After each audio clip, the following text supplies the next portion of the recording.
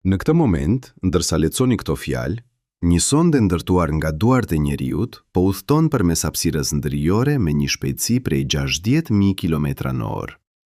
Voyager 1, lansuar në vitin 1977, mbart një plak të artë me tinguj dhe imazhe nga toka, një mesazh për çdo qytetërim të mundshëm që mund ta gjejë atë. Por këtu fillon diçka e çuditshme. Për dekada, NASA na ka thënë se Voyager ka dalë nga sistemi diellor. Agjencia Hapësinore Amerikane organizoi konferenca shtypi, botoi komunikata zyrtare, festoi këtë arritje historike. Megjithatë, kur shkencëtarët e pavarur filluan të shqyrtojnë të dhënat, zbuluan diçka shqetësuese. Sonda ishte ende brenda ndikimit të diellit, ende e lidhur me ilin ton përmes fushave magnetike dhe grimcave të ngarkuara. Pyetja që lind është e thjeshtë por shqetësuese. Pse një nga institucionet më të besueshme shkencore në botë do të shtrembronte të vërtetën? Historia e NASA është e mbushur me momente që kanë frymëzuar njerëzimin. Nga zbarkimi i parë në hënë deri te fotografitë mahnitse të galaktikave të largëta, agjencia ka zgjeruar kuptimin ton për universin. Por çfarë ndodh kur narrativa zyrtare nuk përputhet me realitetin shkencor? Çfarë ndodh kur deklaratat publike janë të dizajnuara më shumë për të mbajtur financimin dhe mbështetjen publike sesa për të transmetuar të vërtetën e plotë? Kjo nuk është teori konspirative.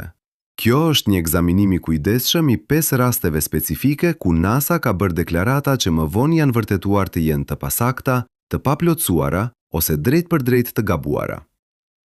Le të fillojmë me hënën, satelitin ton natyror që rrotullohet rreth tokës në një distancë mesatare prej 368.000 kilometrash. Për vite me radhë, NASA e ka përshkruar hënën si një trup qiellor plotësisht të vdekur, një shkretir gjeologjike pa asnjë aktivitet të brendshëm. Kjo narrativ u përsërit në libra shkollore, dokumentar dhe prezantime zyrtare. Hëna, na than, është thjesht një shkëmb i ftohtë që reflekton dritën e diellit. Por në vitin 2010, një zbulim i bërë nga Lunar Reconnaissance Orbiter ndryshoi gjithçka. Instrumentet e sofistikuara të sondës zbuluan se hëna po të kurret. Jo në mënyrë metaforike, por fizikisht. Sipërfaqja e saj po formohet nga lëvizje tektonike, duke krijuar shkëputje të reja dhe fraktura që tregojnë aktivitet gjeologjik aktiv. Shkencëtarët në Universitetin e Marylandit, të udhëhequr nga Thomas Waters, analizuan mijëra imazhe dhe zbuluan se hëna ka humbur rreth 100 metra në perimetër gjatë disa qindra milion viteve të fundit. Kjo tkurje shkaktohet nga ftohja e brendshme e satelitit, një proces që krijon tension në guaskën e tij dhe çon në tërmete hënore. Instrumentet sismike të lëna nga astronautët e Apollo regjistruan këto tërmete, disa prej të cilave arritën magnitudën 5 në shkallën Richter. Por këtu është pjesa më shqetësuese. NASA kishte këto të dhëna për dekada. Instrumentet sismike funksionuan nga viti 1969 deri në vitin 1977, duke regjistruar mijëra ngjarje sismike. Megjithatë, narrativa publike mbeti e pandryshuar. Hëna vazhdoi të përshkruhej si e vdekur. Pse kjo mos përputhje? Një shpjegim i mundshëm qëndron në mënyrën se si funksionon komunikimi shkencor publik. Kur NASA thotë se hëna është e vdekur, ajo nënkupton se nuk ka vulkanizëm aktiv, nuk ka atmosferë të konsiderueshme, nuk ka ujë të lëngshëm. Në krahasim me tokën, hëna është vërtet e vdekur. Por kjo thjeshtimi i tepruar krijon një kuptim të gabuar. Publiku i gjerë nuk kupton nuancat shkencore. Kur dëgjojnë vdekur, ata imagjinojnë diçka plotësisht statike, të pandryshueshme. Realiteti është shumë më kompleks. Hëna është një trup dinamik që vazhdon të evoluojë, edhe pse me një ritëm shumë më të ngadaltë se toka. Tani le të kalojmë në Mars, planetin e kuq që ka magjepsur imagjinatën njerëzore për shekuj. Në vitin 1976, sonda Viking 1 dhe Viking 2 zbritën në sipërfaqen marsiane me një mision ambicioz, të kërkonin shenja jete.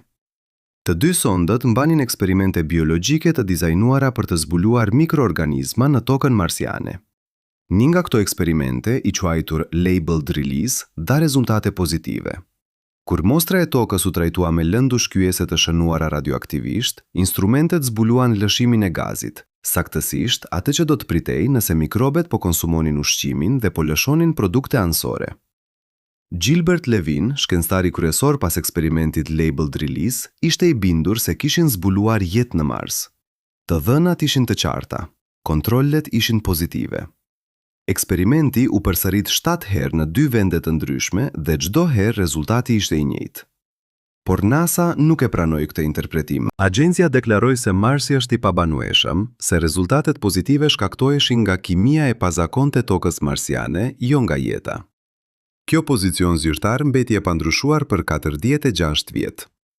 Levin kaloi pjesën tjetër të jetës së tij duke argumentuar se NASA kishte injoruar provat për jetë marsiane. Ai vdiq në vitin 2020, ende duke besuar se eksperimenti i tij kishte zbuluar mikrobe në planetin e kuq. Por historia nuk përfundon këtu. Në vitet e fundit, zbulimet e reja kanë vënë në dyshim narrativën zyrtare të NASA. Në vitin 2018, roveri Curiosity zbuloi molekula organike komplekse në shkëmbinjt marsian, duke përfshirë tiofen, benzene dhe toluene. Këto janë pikërisht llojet e molekulave që lidhen me proceset biologjike.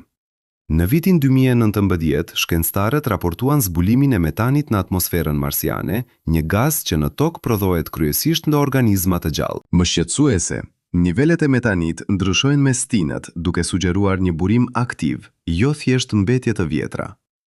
Çfarë po ndodh këtu? A është e mundur që NASA të ketë qenë e gabuar për Mars për gjysmë shekulli? Apo ka diçka më të ndërlikuar në punë? Kur shqyrtoni dokumentet e brendshme dhe intervistat me shkencëtarë të NASA, shfaqet një model shqetësues. Agjencia shpesh zgjedh interpretimin më konservativ të dhënave, edhe kur provat sugjerojnë diçka më dramatike. Kjo qasje ka avantazet e saj. Ajo parandalon pretendime të parakoshme që më vonë mund të duhet të tërhiqen. Ajo mban besueshmërinë shkencore. Por ajo gjithashtu krijon një hendek midis asaj që të dhënat tregojnë dhe asaj që publiku dëgjon. Le të konsiderojmë një paradoks të famshëm që Albert Einstein e quajti gabimin më të madh të karrierës së tij.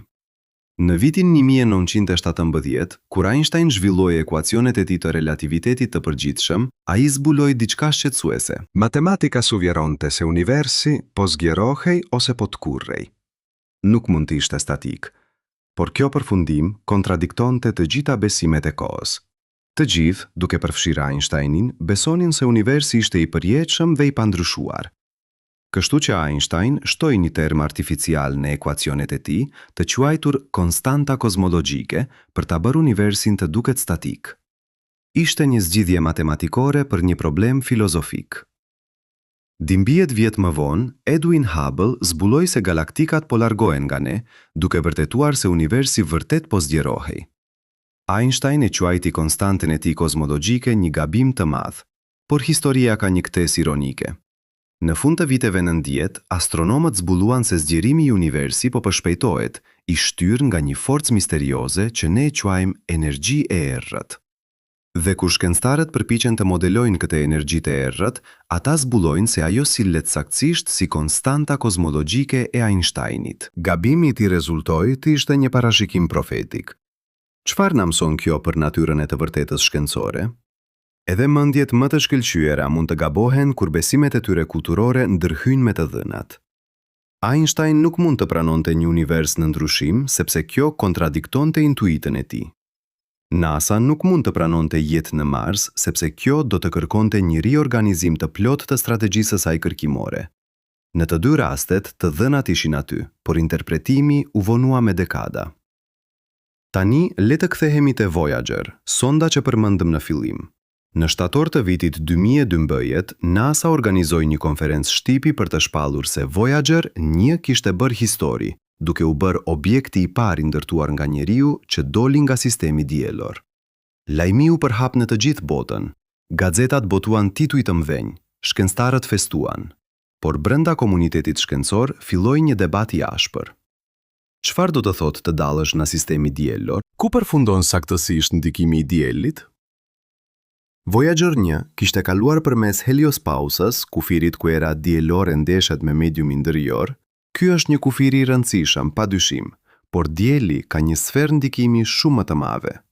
Reja e Ortit, një re gjigante e kometave që rrethon sistemin diellor, shtrihet deri në 2 vjet dritë larg. Objektet në këtë re janë ende në orbit rreth diellit, ende pjesë e sistemit ton planetar.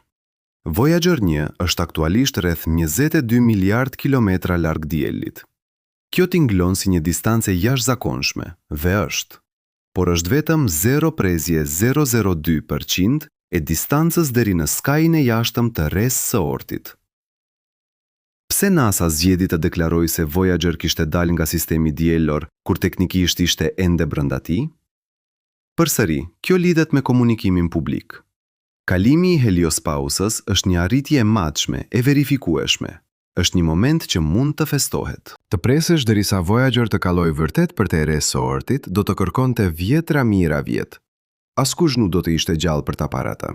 Kështu që NASA zgjedhi një përkufizim më pragmatik të kufirit të sistemit diellor.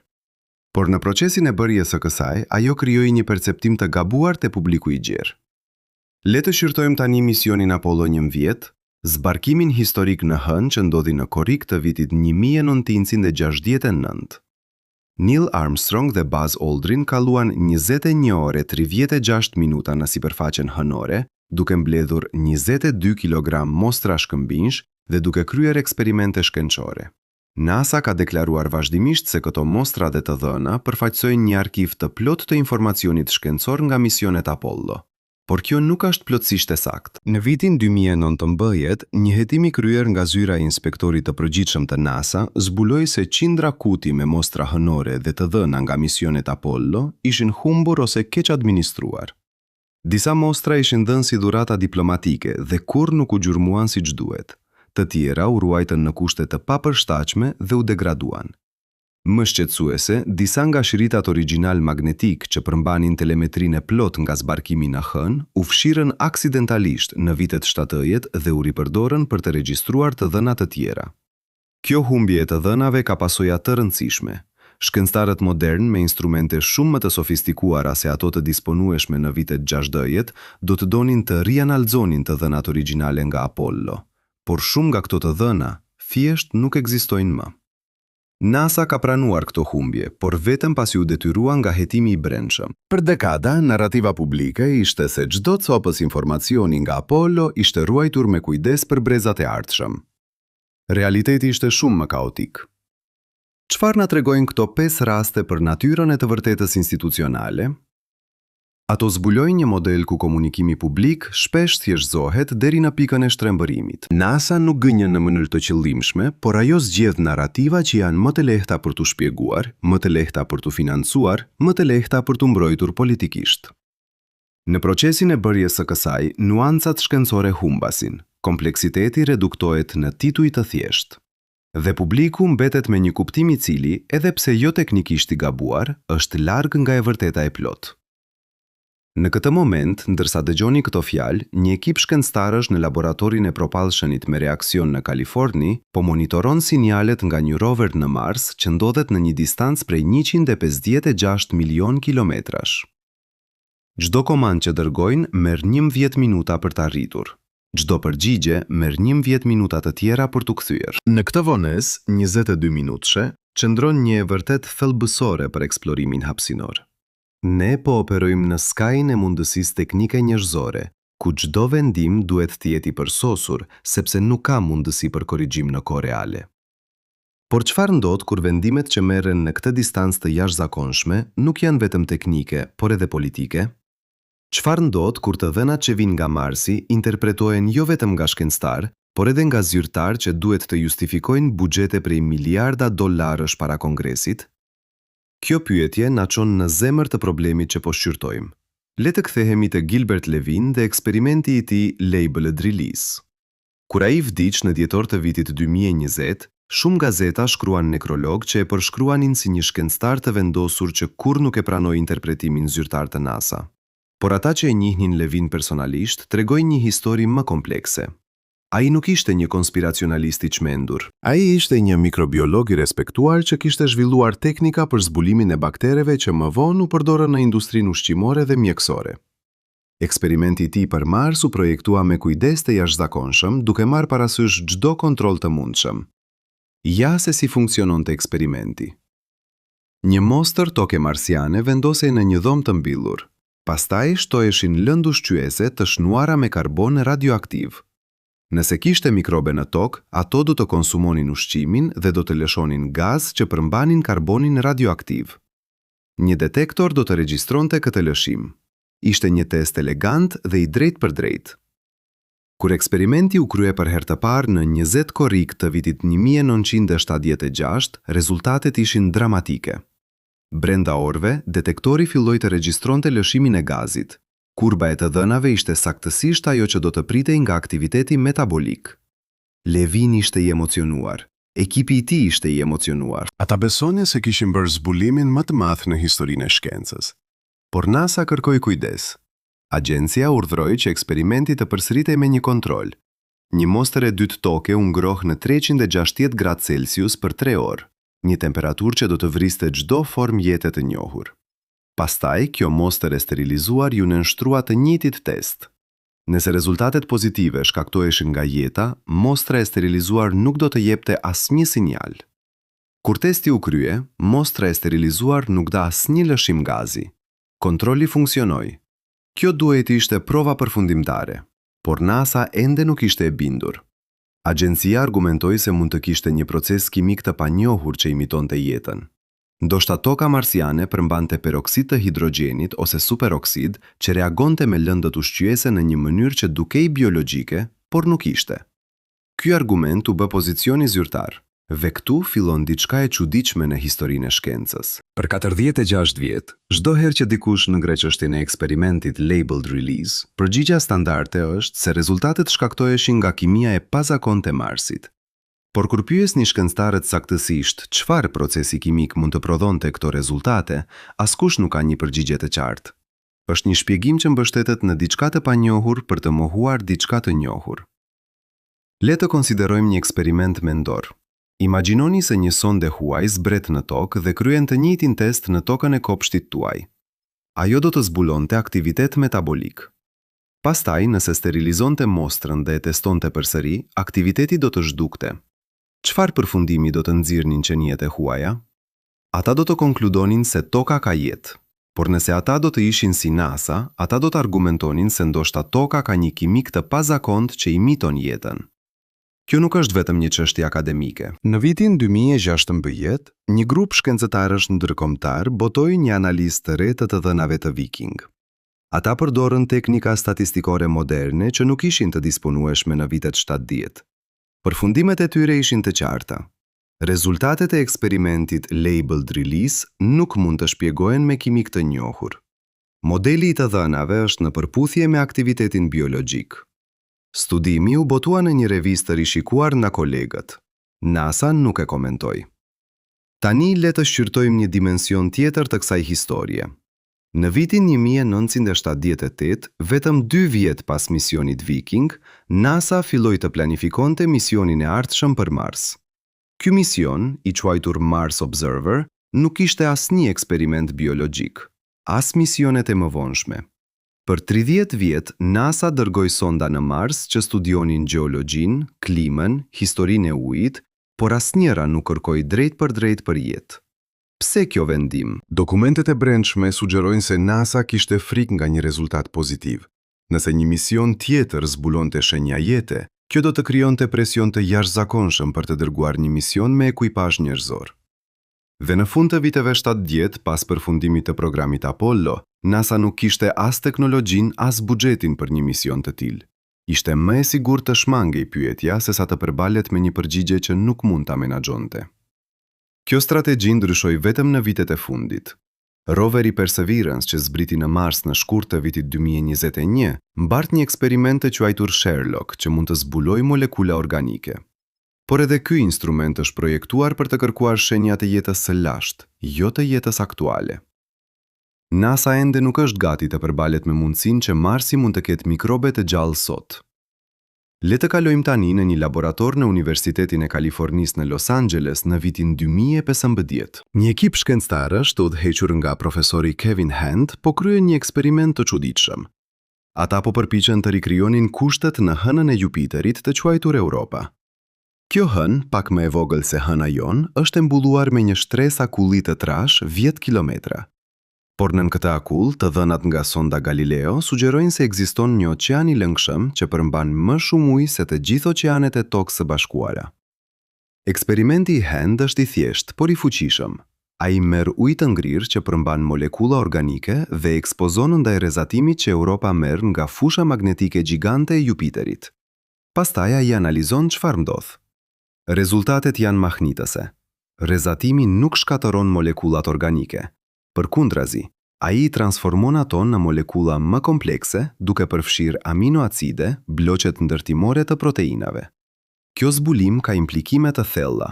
Për dekada, shkencëtarët kanë supozuar se rrezatimi i fortë në sistemin e Jupiterit do të bënte jetën të pamundur në sipërfaqen e Europës.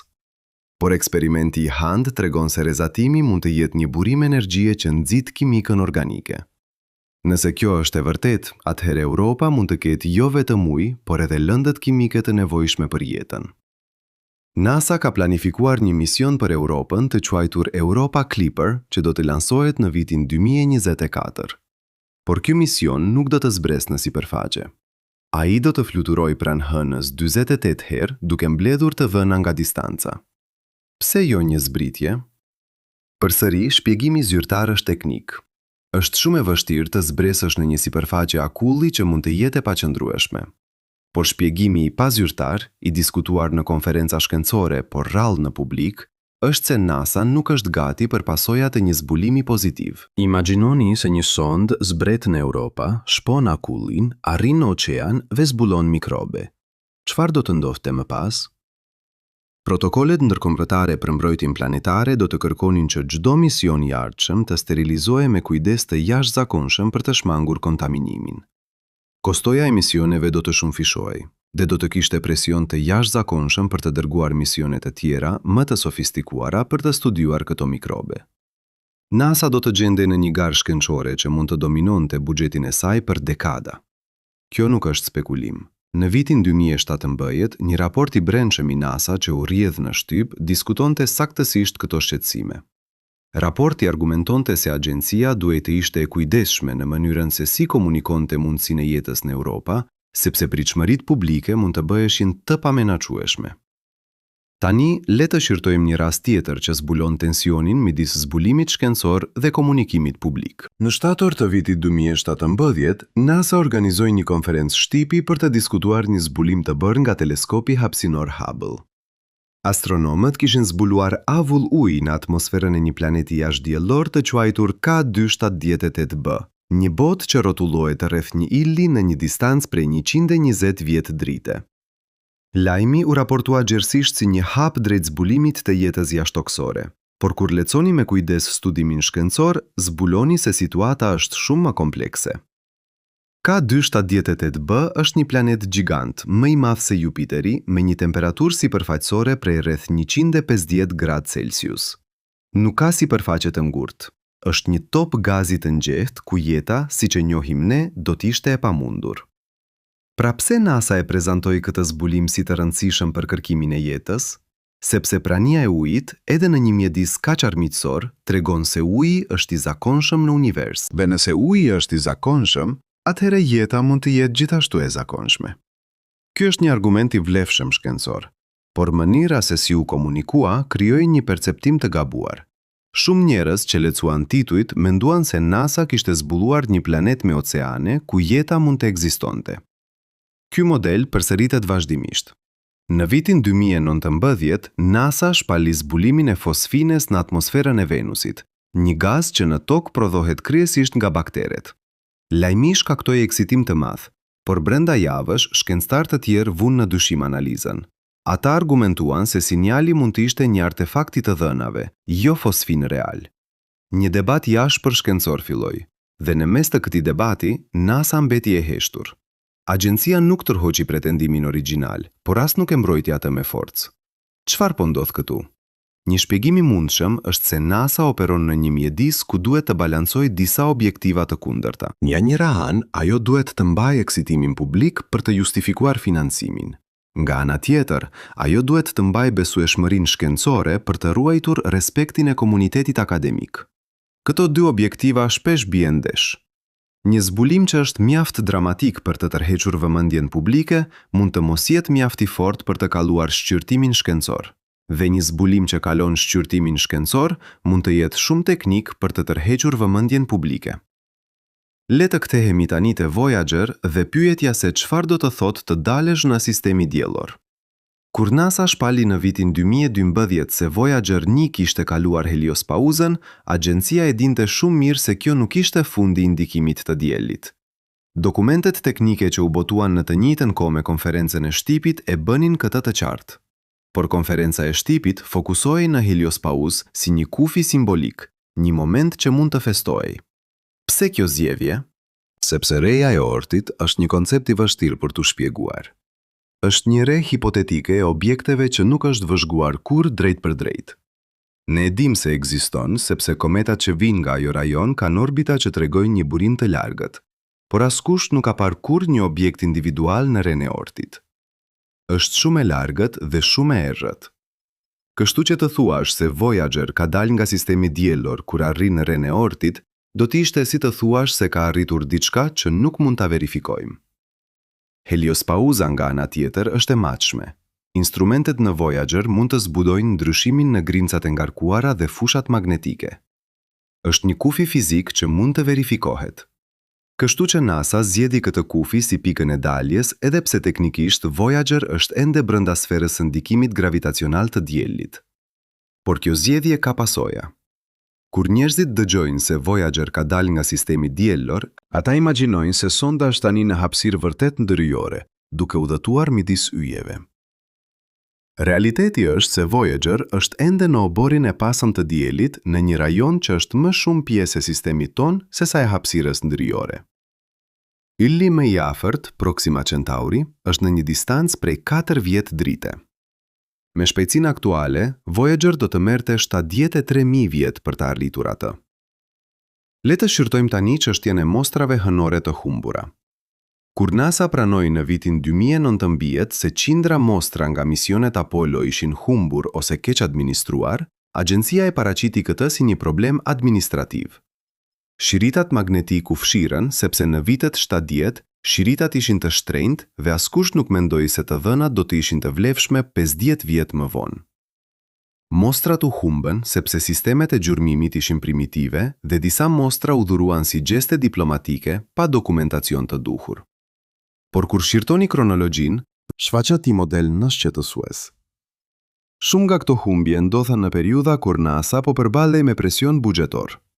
Në vitet 70, pas përfundimit të programit Apollo, buxheti i NASA u preu me më shumë se 50%.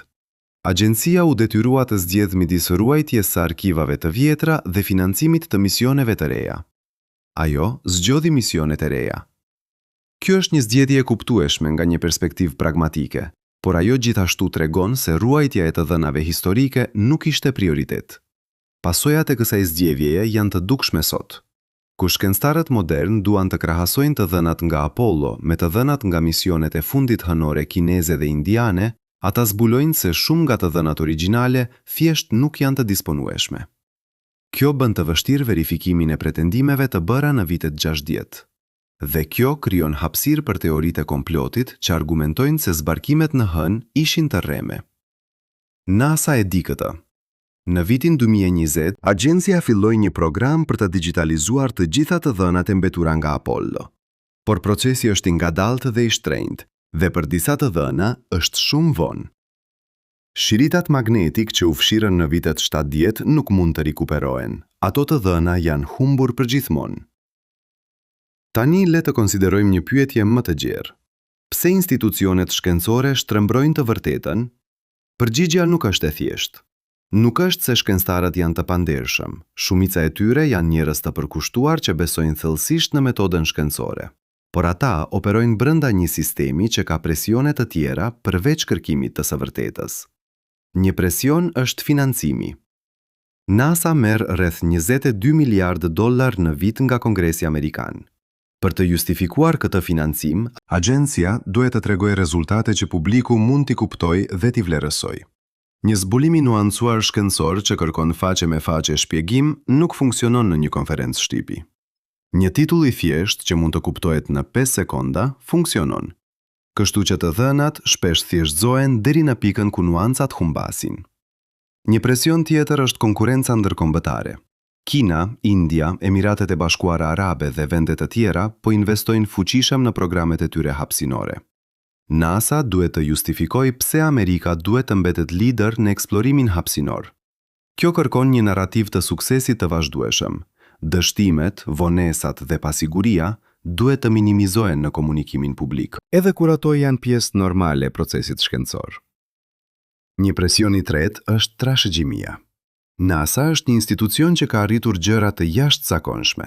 Zbarkimi në hënë mbetet një nga arritjet më të mëdha të njerëzimit. Por kjo trashëgjimi krijon pritshmëri.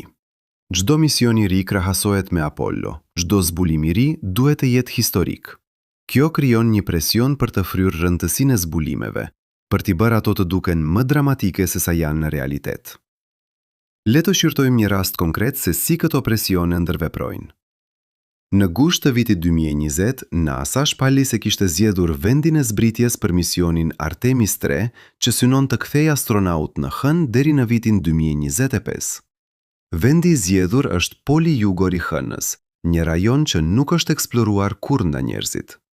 NASA argumentoi se ky rajon është i rëndësishëm sepse përmban akull uji në krateret e errta që kurrë nuk marrin dritë dielli. Kjo është e vërtetë. Poli Jugor i Hënës ka akull, por kur shqyrtoni planet teknike, zbuloni se astronautët e Artemis 3 nuk do të zbresin në krateret e errëta. Ata do të zbresin në një rajon të ndriçuar nga dielli pranë këtyre kratereve. Pse?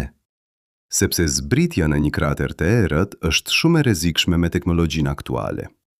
Kështu që ndërsa narrativa publike fokusohet në akullin e ujit, realiteti është se astronautët nuk do të kenë akses të drejtpërdrejt në të. Kjo nuk është një gënjeshtër. NASA nuk ka thënë kur eksplicitisht se astronautët do të mbledhin akull, por mënyra se si misioni është komunikuar krijon këtë perceptim. Dhe kur misioni ndodh, nëse astronautët nuk mbledhin akull, do të ketë zhgënjim. Publiku do të pyes: pse shkuan në Polin Jugor nëse nuk studiuan akullin? Ky model përsëritet në të gjithë historinë e NASA. Misionet shpallen me objektiva ambicioz. Komunikimi publik fokusohet në mundësitë më dramatike. Pastaj kur misioni ndodh, rezultatet janë më të nuancuara se sa pritej. Por në atë pikë, vëmendja publike ka kaluar në misionin tjetër dhe cikli fillon përsëri. Le të kthehemi te Mars dhe pyetja e jetës. Në vitin 2021, roveri Perseverance filloi të mbledh mostra shkëmbinjsh që do të kthehen në tokë nga një mision i ardhshëm. Ky mision kthimi, i quajtur Mars Sample Return, është planifikuar të ndodhë në fillim të viteve 30. Kur këto mostra arrin në tokë, ato do të analizohen me instrumente shumë më të sofistikuara se çdo gjë që mund të dërgohet në Mars. Kjo është një mundësi e jashtëzakonshme. Nëse ka shenja jete në këto mostra, shkencëtarët do të jenë në gjendje t'i zbulojnë ato. Por këtu është pyetja shqetësuese. Çfarë do të ndodhë nëse mostrat tregojnë shenja jete? A do ta shpall NASA këtë zbulim menjëherë? Apo do të ketë një periudhë verifikimi që mund të zgjasë vite? Protokollet aktuale sugjerojnë të dytën. Nëse një laborator zbulon diçka që mund të jetë një shenjë jete, laborator të tjerë do të duhet ta verifikojnë atë. Procesi mund të marrë vite. Dhe gjatë kësaj kohe, NASA do të jetë në presion të jashtëzakonshëm për të komentuar. Gazetarët do të kërkojnë përgjigje, politikanët do të kërkojnë përgjigje, por shkencëtarët do të kërkojnë kohë për të qenë të sigurt. Kjo tension midis shpejtësisë së komunikimit dhe kujdesit shkencor është në zemër të problemit që po shqyrtojmë. Në një botë ku lajmet përhapen në sekonda përmes mediave sociale, një institucion si NASA nuk mund të operojë me ritmin e ngadaltë të verifikimit shkencor. Por nëse përshpejton komunikimin, ajo rrezikon të bëjë pretendime që më vonë duhet të tërhiqen. Le të shqyrtojmë një skenar hipotetik. Imagjinoni se në vitin 2033 mostrat nga Marsi arrin në tokë. Një laborator në Institutin Teknologjik të Massachusettit zbulon struktura mikroskopike që duken si fosile bakteresh. Laboratori njofton NASA, NASA njofton Shtëpinë e Bardhë. Shtëpia e Bardhë dëshiron të bëjë një shpalje, po shkencëtarët kërkojnë kohë për të verifikuar. Çfarë duhet të bëjë NASA? Nëse pret, ajo rrezikon që lajmi të rrjedh. Dikush në laborator mund t'ia thot një kolegu mund t'ia thot një gazetar. Dhe papritur, lajmi është në internet, pas një kontekst, pas një shpjegim, pas një kujdes. Kjo do të krijonte kaos. Teoricienët e komplotit do të argumentonin se NASA po fsheh të vërtetën, skeptikët do të argumentonin se zbulimi është i rrem, dhe vërteta do të humte në zhurmë. Nëse NASA shpall menjëherë, ajo rrezikon të bëjë një pretendim që më vonë mund të duhet të tërhiqet. Çfarë nëse strukturat nuk janë fosile, por formacione minerale që duken si fosile? Çfarë nëse janë kontaminim nga toka? Historia e shkencës është e mbushur me zbulime që u shpallën me bujë dhe më vonë u vërtetuan të jenë të gabuara. Kjo dilemë nuk ka një zgjidhje të lehtë, dhe kjo është arsyeja pse NASA shpesh zgjedh një rrugë të mesme. Ajo bën deklarata të kujdesshme që janë teknikisht të sakta, por që publiku i gjerë keq kupton. Ajo thot se ka zbuluar molekula organike, jo jetë. Ajo thot se ka zbuluar ujë, jo oqeane. Ajo thot se Voyager ka kaluar heliospauzën, jo se ka dalë nga sistemi diellor. Këto deklarata janë të sakta, por ato gjithashtu janë të dizajnuara për të menaxhuar pritshmëritë. Ato japin mjaft informacion për të mbajtur vëmendjen publike, por jo aq shumë sa të krijojnë pritshmëri që nuk mund të plotësohen. Është një ekuilibër delikat, dhe ndonjëherë ky ekuilibër dështon. Le të përfundojmë këtë pjesë duke konsideruar çfarë na mësojnë këto raste për natyrën e të vërtetës institucionale. Institucionet si NASA nuk janë entitete monolitike me një zë të vetëm. Ato janë koleksione njerëzish me objektiva të ndryshme. Shkencëtarët duan të zbulojnë të vërtetën. Inxhinierët duan të ndërtojnë teknologji që funksionon. Administratorët duan të menaxhojnë buxhetet. Zyrtarët e komunikimit duan të mbajnë mbështetjen publike. Këto objektiva ndonjëherë bien ndesh. Kur NASA thot se hëna është e vdekur, kjo reflekton një konsensus midis shkencëtarëve se hëna nuk ka aktivitet vulkanik. Por kjo gjithashtu reflekton një vendim nga zyrtarët e komunikimit se është më e lehtë të thuash e vdekur se sa të shpjegosh nuancat e aktivitetit gjeologjik. Kur NASA thot se Marsi është i pabanueshëm, kjo reflekton një interpretim konservativ të dhënave nga Viking. Por kjo gjithashtu reflekton një vendim strategjik për të shmangur presionin për një mision me ekuipazh njerëzor që agjencia nuk mund ta përbalojë. Këto nuk janë gënjeshtra në kuptimin tradicional.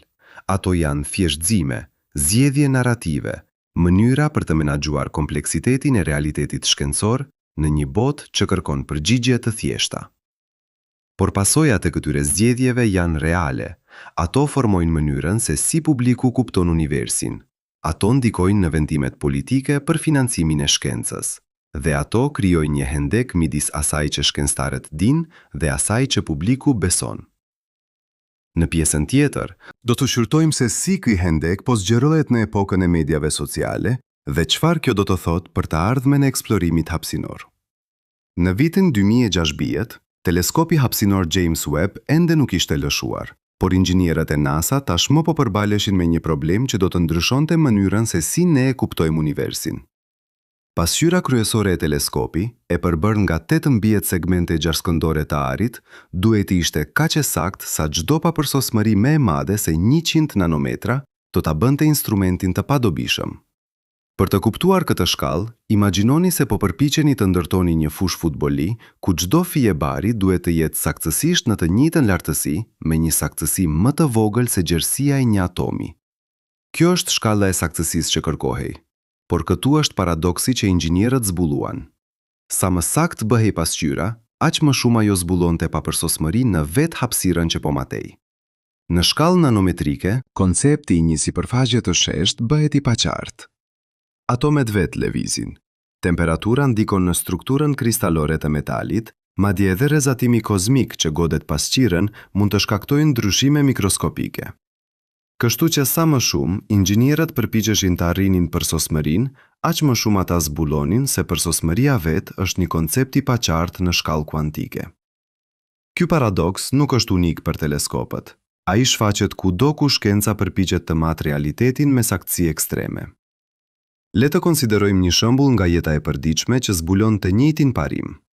Kur matni gjatësinë e një tavoline me një vizore, ju merrni një matje që duket e saktë. Le të themi se tavola është 1,5 metra gjatë. Por çfarë do të thotë kjo saktësisht?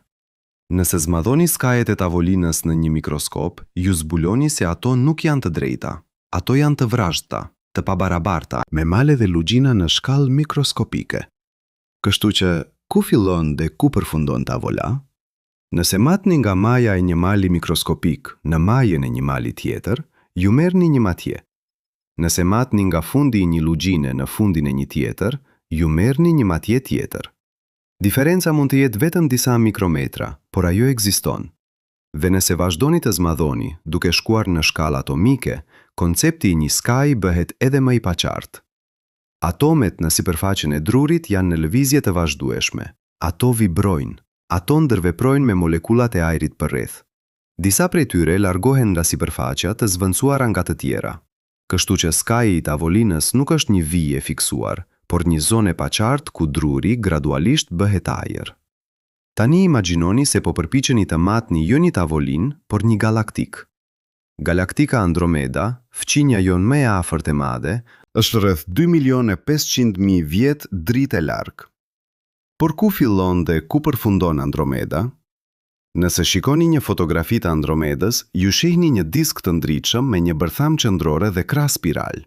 Por kjo është vetëm pjesa më e ndritshme. Kur astronomët studiojnë Andromedën me instrumente më të ndjeshme, ata zbulojnë se yjet e saj shtrihen shumë më larg se sa duket në fotografi. Ka yje të vetmuara që orbitojnë në periferi të galaktikës, miliona vjet drite larg qendrës. Ka rreze të gazit që shtrihen edhe më larg. Dhe ka një halo e errët e lëndës së errët që rrethon gjithçka, duke u shtrirë potencialisht deri në pikën ku ndikon me hallon e rrugës së Qumështit. Kështu që kur NASA thot se Andromeda është 2.500.000 vjet dritë larg, kjo është një thjeshtësim. Distanca varet nga se çfarë pjesë të Andromedës po matni. Dhe kjo pasiguri nuk është për shkak të kufizimeve të instrumenteve tona. Ajo është për shkak të natyrës së vetë galaktikave. Ato nuk janë objekte me kufi të qartë. Ato janë struktura të paqarta që gradualisht shkrihen në hapësirën përreth. Le të shkojmë më thellë në këtë paradoks të shkallës. Në vitin 2023, teleskopi hapësinor James Webb, tani në funksionim, zbudoi diçka që shkencëtarët nuk e pritnin. Ai pa galaktika që formoheshin vetëm 300 milion vjet pas Big Bang, shumë më herët se sa modelet teorike parashikonin. Këto galaktika nuk duhej të ekzistonin. Sipas kuptimit ton të formimit të galaktikave, universi në atë kohë ishte shumë i ri, shumë i ngjehtë, shumë kaotik, për të lejuar strukturat e mëdha të kondenzoheshin. Por këtu ishin të qarta në të dhënat. Kjo zbulim shkaktoi një krizë në kozmologji. A ishin modelet tona të gabuara?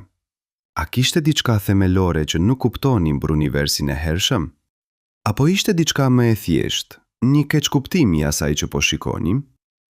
Kur shkencëtarët filluan të analizojnë të dhënat më me kujdes, ata zbuluan diçka interesante. Galaktikat që Webb kishte parë nuk ishin saktësisht si galaktikat moderne. Ato ishin më të vogla, më të dendura, më kaotike. Ato ishin në procesin e formimit, jo struktura të plota. Dhe kur shkencëtarët riparashikuan modelet e tyre duke marrë parasysh këto dallime, ata zbuluan se zbulimi nuk ishte aq i papritur sa dukej fillimisht. Modelet kishin parashikuar se struktura të vogla, të dendura mund të formoheshin herët. Ajo që nuk kishin parashikuar ishte se këto struktura do të ishin aq të ndritshme sa Webb do të mund t'i shihte ato. Kështu që kriza u zgjidh, por ajo la pas një mësim të rëndësishëm. Mënyra se si ne e përkufizojmë një galaktik ndikon në atë që ne zbulojmë. Nëse një galaktik është çdo grumbullim yjesh që mbahet së bashku nga graviteti, atëherë galaktikat e hershme ekzistojnë. Nëse një galaktik duhet të ketë një strukturë spirale ose eliptike të përcaktuar mirë, atëherë ato nuk ekzistojnë. Përkufizimi formon zbulimin. Ky parim shfaqet përsëri kur shqyrtojmë pretendimet e NASA për ujin në sistemin diellor. Në vitin 2015, NASA shpali se kishte zbuluar prova për ujë të lëngshëm në Marsit.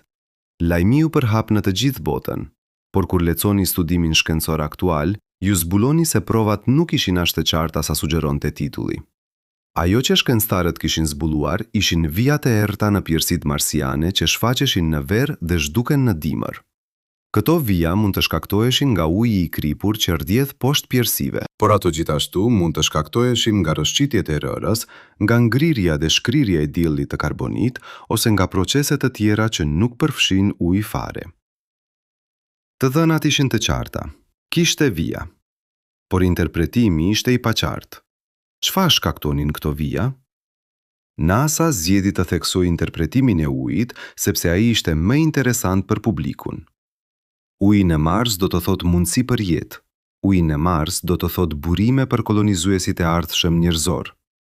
Uji në Mars është një histori që njerëzit duan ta dëgjojnë. Por interpretimi alternativ, se vijat shkaktoheshin nga procese të thata, nuk është aq tërheqës. Kështu që edhe pse NASA teknikisht nuk gënjeu, ajo krijoi një perceptim që shkoi përtej asaj që të dhënat mbështesnin. Dhe kur studimet e mëvonshme sugjeruan se vijat mund të mos përfshinin ujë fare, publiku ndjeu se ishte mashtruar, edhe pse shkencëtarët thjesht po ndiqnin provat kudo që ato çonin. Le të konsiderojmë tani një paradoks edhe më thelbësor. Paradoksin e matjes. Në mekanikën kuantike, ekziston një parim i quajtur parimi i pasigurisë së Heisenbergut, i cili thotë se ju nuk mund të dini me saktësi të plotë si pozicionin, ashtu edhe shpejtësinë e një grimce në të njëjtën kohë.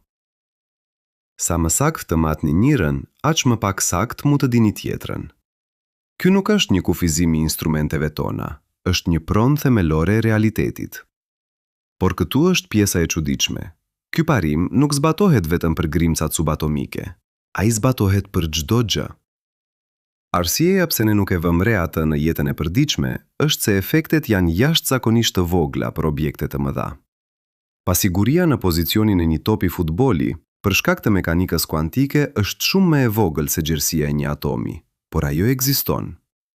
Dhe kur shkencëtarët përpiqen të matë objekte gjithnjë më të vogla, me saktësi gjithnjë më të madhe, ky parim bëhet gjithnjë më i rëndësishëm. Teleskopi hapësinor James Webb përballet me një version të këtij paradoksi. Për të parë objekte të largëta, ai duhet të mbledh dritë për orë të tëra ose madje ditë. Por gjatë kësaj kohe, objekti që po vëzhgohet po lëviz. Galaktikat rrotullohen. Yjet lëvizin në orbitat e tyre. Madje edhe vetë hapësira po zgjerohet duke tërhequr objektet e largëta më larg. Kështu që imazhi që Webb kap nuk është një fotografi e një momenti. Është një kompozit i shumë momenteve të shtrira në kohë. Dhe kjo krijon një pasiguri themelore. Çfarë po shohim saktësisht? Apo shohim galaktikën siç ishte në një moment të vetëm? Apo po shohim një mesatare të gjendjes së saj gjatë periudhës së vëzhgjimit? Për shumicën e qëllimeve, kjo dallim nuk ka rëndësi. Por kur shkencëtarët përpiqen të studiojnë ngjarje që ndryshojnë shpejt, si shpërthimet e supernovave ose bashkimet e vrimave të zeza, kjo bëhet një problem real. Le të kthehemi te hëna dhe pretendimi se ajo është e vdekur. Në vitin 2021, shkencëtarët që analizonin të dhënat nga Lunar Reconnaissance Orbiter zbuluan diçka të papritur. Ata gjetën prova se hëna po tkurret. Sipërfaqja e saj po zubrosej, ndërsa brendësia e saj po ftohej dhe po kontraktohej. Ky proces po krijonte të çara të reja dhe shkëmbin në sipërfaqen hënore. Dhe këto të çara nuk ishin relikt të lashta. Disa prej tyre ishin të reja, të formuara brenda disa milion viteve të fundit. Në shkallë gjeologjike, kjo është si dje. Kështu që hëna nuk është plotësisht e vdekur. Ajo ende po ndryshon, ende po evoluon, edhe pse me një ritëm shumë më të ngadaltë se toka. Por kur NASA komunikoi këtë zbulim, ajo nuk e ndryshoi narrativën e saj themelore. Hëna ende përshkruhej si e vdekur në materialet arsimore, në konferencat e shtypit, në intervistat me shkencëtarët. Pse? Sepse të pranosh se hëna është aktive, do të kërkonte një riorganizim të plot të mënyrës se si ne mësojmë gjeologjin planetare. Do të kërkonte shpjegime të reja, kontekst të ri, një narrativ të re. Dhe kjo do të ishte e vështirë dhe e kushtueshme. Tani le të shqyrtojmë një paradoks që lidh shkallën mikroskopike me atë kozmike, paradoksin e lëndës së errët. Shkencëtarët kanë llogaritur se rreth 85% e lëndës në univers është lëndë e errët, një substancë misterioze që nuk ndërvepron me dritën, por që ushtron forcë gravitacionale. Ne e dim se ajo ekziston sepse mund të shohim efektet e saj. Galaktikat rrotullohen shumë shpejt për të qenë të mbajtura së bashku vetëm nga lënda e dukshme. Grumbujt e galaktikave përmbajnë më shumë masë se sa mund të shpjegojmë nga yjet dhe gazi që shohim. Madje edhe drita nga objektet e largëta përkulet nga graviteti i lëndës së padukshme. Por këtu është paradoksi. Ne nuk kemi asnjë ide se çfarë është lënda e errët. Ne kemi ndërtuar detektor gjigant nëntoksor për ta kapur atë. Ne kemi kërkuar për grinca hipotetike që mund ta përbëjnë atë. Ne kemi propozuar qindra teori, por deri më sot ne nuk kemi zbuluar asnjë grincë të vetme të lëndës së errët. Kjo krijon një situatë të çuditshme. Ne jemi të sigurt se lënda e errët ekziston sepse mund të shohim efektet e saj në shkallë kozmike, por ne nuk mund ta zbulojmë atë në shkallë mikroskopike. Kjo është e kundërta e asaj që zakonisht ndodh në shkencë. Zakonisht ne zbulojmë gjëra në shkallë të vogël dhe pastaj shohim efektet e tyre në shkallë të madhe. Ne zbuluam atomet duke studiuar kimikatet. Ne zbuluam grincat subatomike duke studiuar atomet.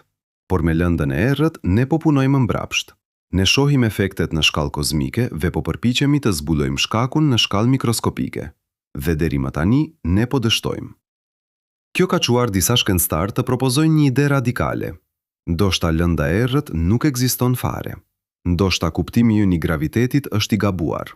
Ndoshta graviteti sillet ndryshe në shkallë kozmike se sa në shkallë diellore. Kjo do të shpjegonte pse galaktikat rrotullohen shumë shpejt pa pasur nevojë për lëndë të padukshme.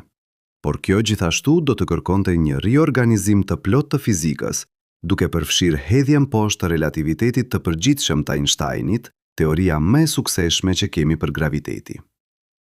Shumica e shkencëtarëve nuk janë të gatshëm të bëjnë këtë hap. Ata preferojnë të besojnë se lënda e errët ekziston dhe se ne thjesht nuk e kemi zbuluar ende atë.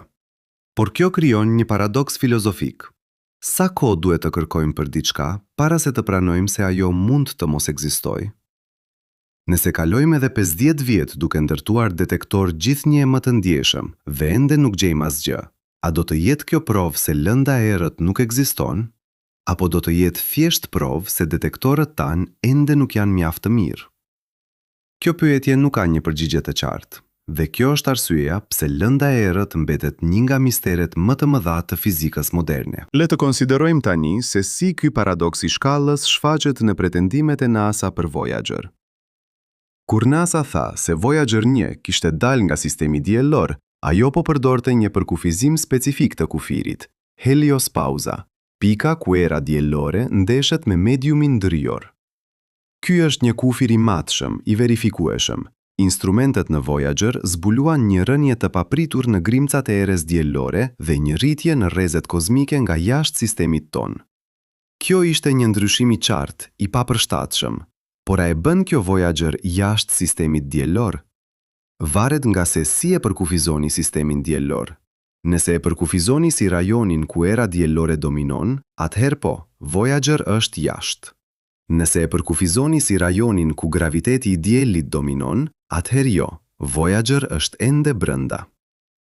Reja e ortit, e përbër nga triliona kometa që orbitojnë diellin, shtrihet deri në 2 vjet drite larg. Voyager nuk do të arrijë skajin e jashtëm të rreth së ortit për rreth 30.000 vjet. Kështu që në një kuptim, Voyager ka dalë nga sistemi diellor. Në një kuptim tjetër, ai ka një udhëtim shumë të gjatë përpara. Ky lloj dykuptimësisë nuk është unik për Voyager. Ai shfaqet kudo ku shkenca përpiqet të vendosë kufi në një realitet që nuk ka kufi të qartë. Ku fillon atmosfera e tokës? Nëse e përkufizoni si rajonin ku ka mjaft ajër për të mbështetur fluturimin, atëherë ajo përfundon në rreth 10 kilometra lartësi. Nëse e përkufizoni si rajonin ku ka ndonjë molekulë ajri, atëherë ajo shtrihet deri në qindra kilometra. Ku përfundon një oqean dhe fillon tjetri? Ujërat e Atlantikut dhe Paqësorit përzihen në jug të Amerikës së Jugut. Nuk ka një vit të qartë që i ndan ato. Ku fillon jeta? A është një virus i gjallë? Ai ka material gjenetik dhe mund të replikohet, por ai nuk mund ta bëjë këtë pa një qelizë pritse. A është një prion i gjallë? Ai mund të replikojë formën e tij duke konvertuar proteina normale në versione të gabuara, por ai nuk ka material gjenetik fare. Këto pyetje nuk janë thjesht akademike. Ato kanë pasoja praktike. Kur NASA planifikon një mision për të kërkuar jetë në Mars ose në hënat e Saturnit, ajo duhet të përcaktojë se çfarë do të konsiderohet si jetë. Nëse përkufizimi është shumë i ngushtë, ajo mund të humbas forma jete që nuk i përshtaten modelit toksor. Nëse përkufizimi është shumë i gjerë, ajo mund të identifikojë gabimisht procese kimike si jetë. Kjo dilemë është në zemër të eksperimentit Labeled Release që Viking kreu në Mars. Eksperimenti u dizajnua për të zbuluar metabolizëm, procesin ku organizmat e gjallë konsumojnë ushqim dhe lëshojnë produkte ansore. Kur toka marsiane u trajtua me lëndë ushqyese, ajo lëshoi gaz, saktësisht atë që do të pritej nga metabolizmi. Por NASA argumentoi se kjo mund të shkaktohej nga kimia e pazakonte tokës marsiane, jo nga jeta. Pse? Sepse eksperimentet të tjera në Viking nuk zbuluan molekula organike, dërtuesit e jetës siç e njohim ne. Por këtu është paradoksi. Eksperimenti që kërkonte molekula organike ishte më pak i ndjeshëm se eksperimenti që kërkonte metabolizëm. Ai mund të kishte humbur molekula organike edhe nëse ato ishin aty. Kështu që ne kemi një situatë ku një eksperiment i ndjeshëm dha rezultate pozitive, por u injorua sepse një eksperiment më pak i ndjeshëm dha rezultate negative. Kjo vendim pasqyron një paragjykim thelbësor në mënyrën se si shkenca operon. Kur përballen me të dhëna të paqarta, shkencëtarët priren të zgjedhin interpretimin më konservativ. Kjo është e arsyeshme në shumë raste. Ajo parandalon pretendime të parakoshme që më vonë duhet të tërhiqen, por ajo gjithashtu krijon një asimetri. Provat për diçka të jashtëzakonshme duhet të jenë shumë më të forta se provat për diçka të zakonshme. Nëse një eksperiment sugjeron se ka mikrobe në Mars, ai duhet të jetë i pagabueshëm. Nëse një eksperiment sugjeron se nuk ka mikrobe, ai mund të jetë i paqartë dhe ende të pranohet. Kjo asimetri ka kuptim në disa kontekste. Pretendimet e jashtëzakonshme kërkojnë prova të jashtëzakonshme, por ajo gjithashtu krijon një rrezik. Ne mund të jemi duke humbur zbulime të rëndësishme sepse po kërkojmë një nivel sigurie që është i paarritshëm me teknologjinë aktuale. Le të përfundojmë këtë pjesë duke konsideruar se si paradoksi i shkallës ndikon në mënyrën se si ne e kuptojmë universin. Çdo instrument që ndërtojmë, çdo eksperiment që kryejmë, çdo matje që marrim, operon në një shkallë specifike. Teleskopi hapësinor James Webb sheh universin në shkallë kozmike. Mikroskopët elektronik shohin atë në shkallë atomike, por realiteti vet nuk respekton këto shkallë. Ai është i vazhdueshëm, duke u shtrirë nga më e vogla grimca subatomike deri te struktura më e madhe kozmike. Dhe fenomenet që ndodhin në një shkallë shpesh ndikojnë në fenomenet në shkallë të tjera në mënyra që ne ende nuk i kuptojmë plotësisht. Mekanika kuantike që qeveris sjelljen e grimcave duket plotësisht e ndryshme nga fizika klasike që qeveris sjelljen e objekteve të mëdha. Por kufiri midis tyre nuk është i qartë. Në çfarë pike saktësisht një sistem kuantik bëhet klasik? Kjo pyetje, e njohur si problemi i matjes, mbetet e pasgjidhur pas një shekulli kërkimi. Në mënyrë të ngjashme, kozmologjia që përshkruan universin në shkallë të madhe duket e shkëputur nga fizika e grimcave që përshkruan universin në shkallë të vogël. Ne kemi dy teori të shkëlqyera, relativitetin e përgjithshëm dhe mekanikën kuantike, që secila funksionon bukur në fushën e saj. Por kur përpiqemi t'i kombinojmë ato japi rezultate të pakuptimta. Kjo sugjeron se ka diçka themelore që na mungon, një teori më e thellë që bashkon të dy shkallat. Fizikanet e quajnë këtë teori të kërkuar graviteti kuantik. Por pavarësisht dekadave të përpjekjeve, askush nuk e ka gjetur atë, dhe ndoshta arsyeja është se ne po kërkojmë në shkallën e gabuar. Ndoshta graviteti kuantik nuk është një teori që mund të zbulohet duke studiuar grimcat ose duke studiuar universin. Ndoshta ai mund të zbulohet vetëm duke studiuar kufrin midis tyre. Shkallën ku efektet kuantike dhe efektet gravitacionale bëhen të krahasueshme. Por kjo shkallë, e quajtur shkalla Planck, është kaq e vogël sa asnjë eksperiment i mundshëm nuk mund të arrijë atë. Kështu që ne jemi të bllokuar duke kërkuar një teori që mund të jetë e paverifikueshme përgjithmonë. Kjo na sjell përsëri te pyetja themelore: çfarë është e vërteta shkencëkore? A është ajo që instrumentet tona mund të matë? A është ajo që teoritë tona mund të parashikojë? A është ajo që eksperimentet tona mund të verifikojë? Apo është ajo diçka më e thellë, një realitet që ekziston pavarësisht nga aftësia jonë për ta kuptuar atë? Këto pyetje nuk janë thjesht filozofike. Ato kanë pasoja praktike për mënyrën se si NASA dhe institucionet e tjera shkencore komunikojnë me publikun. Kur NASA thot se ka zbuluar diçka, ajo po bën një pretendim për të vërtetën. Por e vërteta që ajo po pretendoj është e kushtzuar nga shkalla në të cilën ajo po mat, nga instrumentet që ajo po përdor, nga teorit që ajo po zbaton. Dhe këto kushte shpesh humbasin në përkthimin nga shkenca në komunikimin publik. Kjo na çon në një pyetje që shumë prej jush ndoshta po e mendoni tani. Nëse shkenca është kaq e kushtzuar, nëse çdo zbulim varet nga shkalla në të cilën ne po matim, nga instrumente që po përdorim, nga teorit që po zbatojmë, Atëherë, si mund të besojmë ndonjë gjë që NASA na thot? si mund të dallojmë midis një zbulimi të vërtet dhe një thjeshtëzimi që shtrembëron realitetin? Kjo është pyetja që qëndron në zemër të marrëdhënies son me institucionet shkencore. Dhe për t'ju përgjigjur, ne duhet të kuptojmë diçka themelore për natyrën e njohurive shkencore. Shkenca nuk është një koleksion faktesh absolute. Ajo është një proces, një metodë për të redukuar pasigurinë. Çdo zbulim shkencor vjen me një nivel pasigurie, një mazh gabimi, një grup kushtesh në të cilat ai është i vlefshëm. Por kur këto zbulime komunikojnë me publikun, pasiguria shpesh eliminohet, kushtet shpesh injorohen, dhe ajo që mbetet është një deklaratë që tingëllon shumë më e sigurt se sa është në realitet. Le të shqyrtojmë një shembull konkret që ilustron këtë problem në mënyrë dramatike. Në mars të vitit 2023, NASA shpali se teleskopi hapësinor James Webb kishte zbuluar molekula që mund të jenë shenja jete në atmosferën e një planeti jashtë sistemit ton diellor. Planeti, i quajtur K2-118b, është një botë oqeanike që orbiton një ilë të kuq zhush në një distancë 120 vjet drite nga toka. Lajmi u përhap me shpejtësi në mediat sociale. Titujt flisnin për zbulimin e jetës jashtëtoksore, komentuesit spekulonin për qytetërime të huaja. Por kur lexoni studimin shkencor aktual, gjeni një tablo shumë më të nuancuar.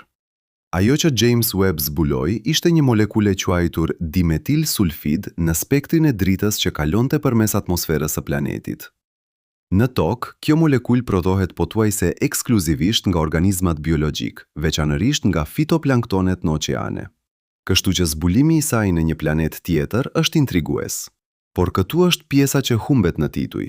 Sinjali është jashtëzakonisht i dobët. Ai është në skajin e kufirit të zbulueshëm të instrumentit.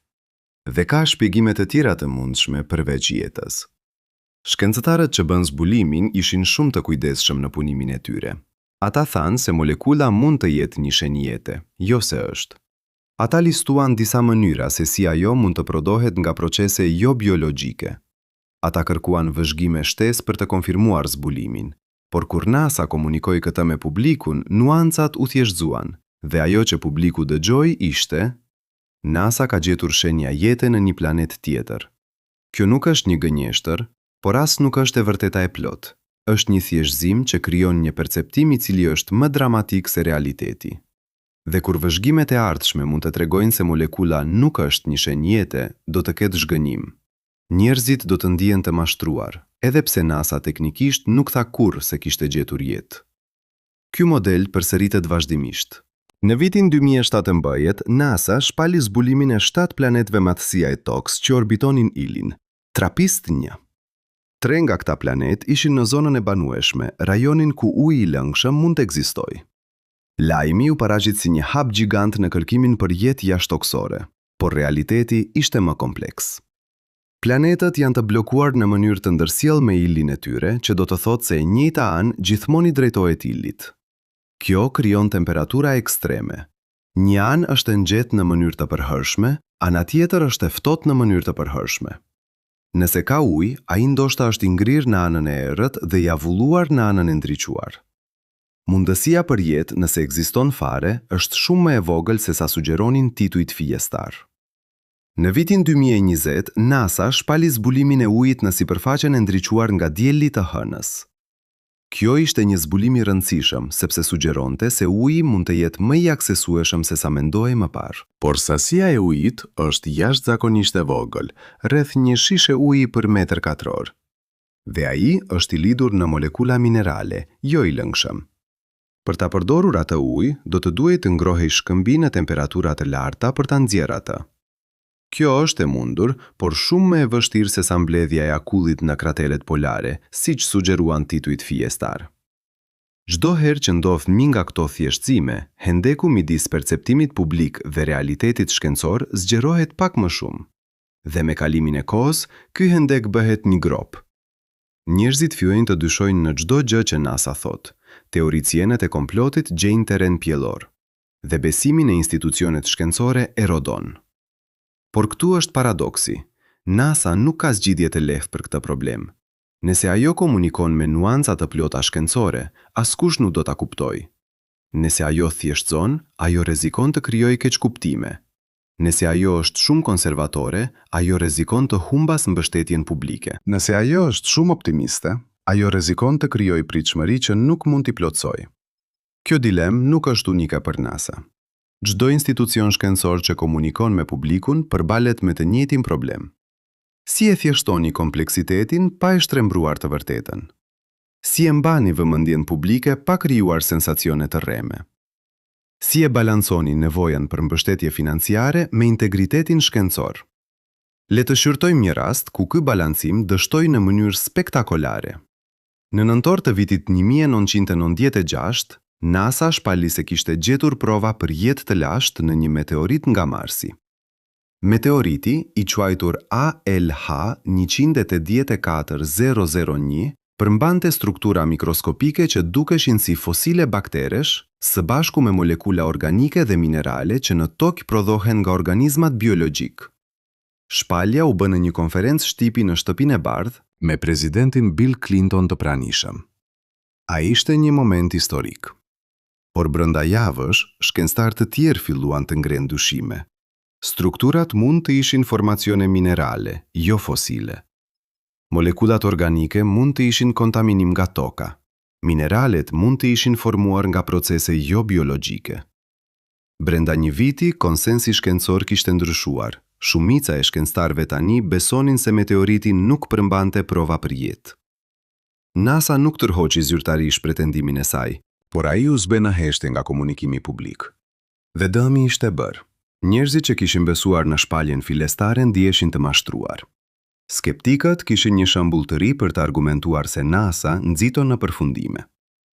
Çfarë shkoi keq? Shkencëtarët që studiuan meteoritin ishin të sinqertë në besimin e tyre. Ata kishin prova që mendonin se mbështesnin interpretimin e tyre, por ata bën gabimin e shpaljes së zbulimit para se komuniteti shkencor më i gjerë të kishte mundësinë ta shqyrtonte atë.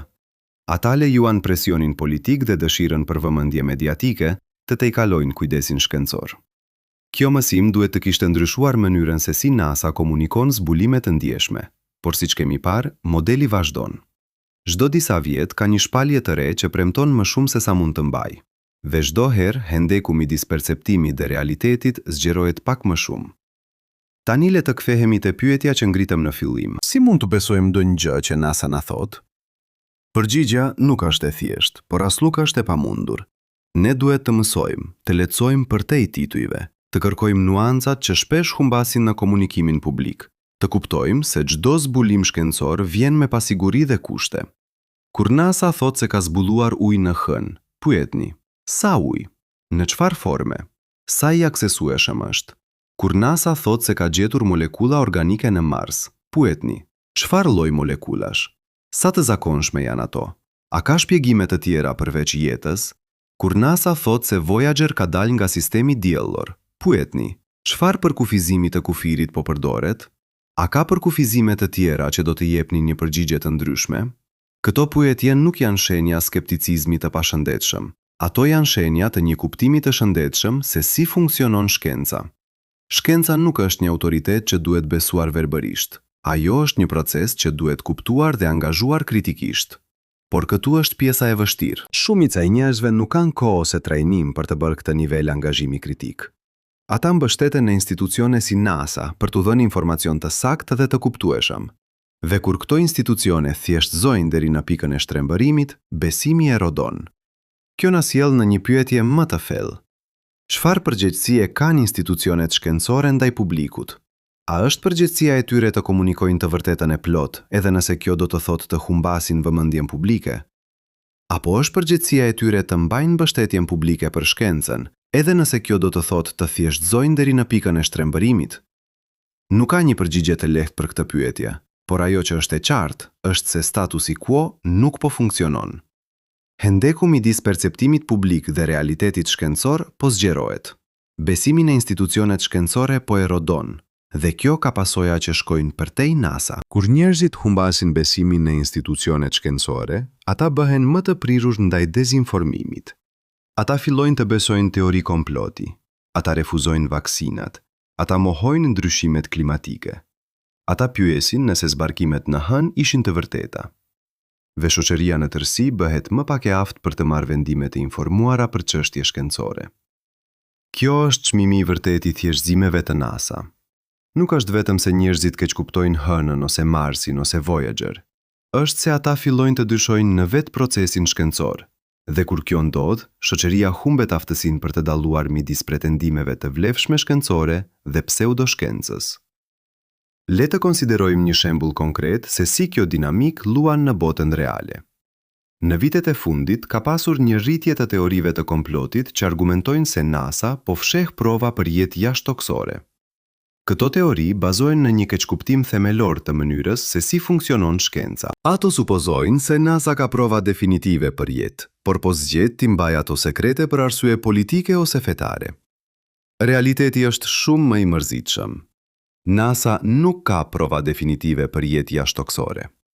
Ajo që ka janë të dhëna të paqarta që mund të interpretohen në mënyra të ndryshme. Disa nga këto interpretimi sugjerojnë mundësinë e jetës, të tjera sugjerojnë shpjegime jo biologjike, dhe shkencëtarët po debatojnë cilat interpretimi janë më të sakta. Por kur NASA komunikon këto të dhëna me publikun, ajo shpesh zgjedh interpretimin më konservativ. Kjo krijon një perceptim se agjencia është duke fshehur diçka, kur në realitet ajo thjesht po është e kujdesshme, dhe ky perceptim ushqen teoritë e komplotit. Paradoksalisht, thjeshtëzimet e NASA, të cilat janë të dizajnuara për të mbajtur mbështetjen publike, në fakt po e minonin atë. Duke krijuar një hendek midis perceptimit dhe realitetit, NASA po krijon hapësirë për teoritë e komplotit të lulëzojnë. Kjo na sjell në një pyetje kritike. Çfarë duhet të bëjë NASA ndryshe? Si mund të komunikojë zbulime komplekse shkencore në një mënyrë që është si e saktë ashtu edhe e kuptueshme? Si mund të mbajë mbështetjen publike pa krijuar pritshmëri të rreme? Një qasje e mundshme është transparenca radikale. Në vend që të thjeshtësojë të dhënat, NASA mund t'i paraqesë ato me të gjitha nuancat dhe pasiguritë e tyre. Ajo mund të shpjegojë se si funksionon procesi shkencor, se si të dhënat interpretohen, se si shkencëtarët arrin në përfundime. Kjo do të kërkonte më shumë kohë dhe përpjekje, por ajo do të krijonte një publik më të informuar. Një qasje tjetër është të pranoj kufizimet. Kur NASA bën një zbulim, ajo mund të jetë e qartë për atë që nuk e di, jo vetëm për atë që di. Ajo mund të shpjegojë se çfarë pyetjesh mbeten të hapura, çfarë vëzhgjime shtesë nevojiten, çfarë interpretimesh alternative ekzistojnë. Kjo do të krijonte pritshmëri më realiste dhe do të reduktonte zhgënjimin kur zbulimet e ardhshme ndryshojnë kuptimin ton. Një qasje e tretë është të angazhojë publikun në procesin shkencor. Në vend që të paraqesë shkencën si një seri zbulimesh të përfunduara, NASA mund të paraqesë atë si një proces të vazhdueshëm të kërkimit.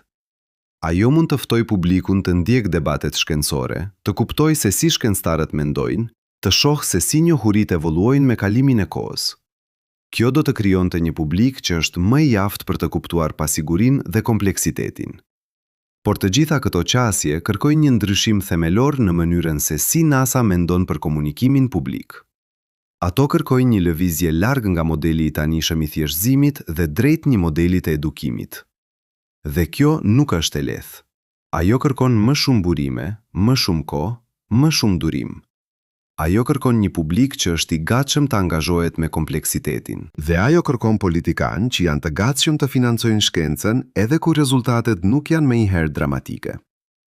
A është kjo e mundur? Historia sugjeron se po.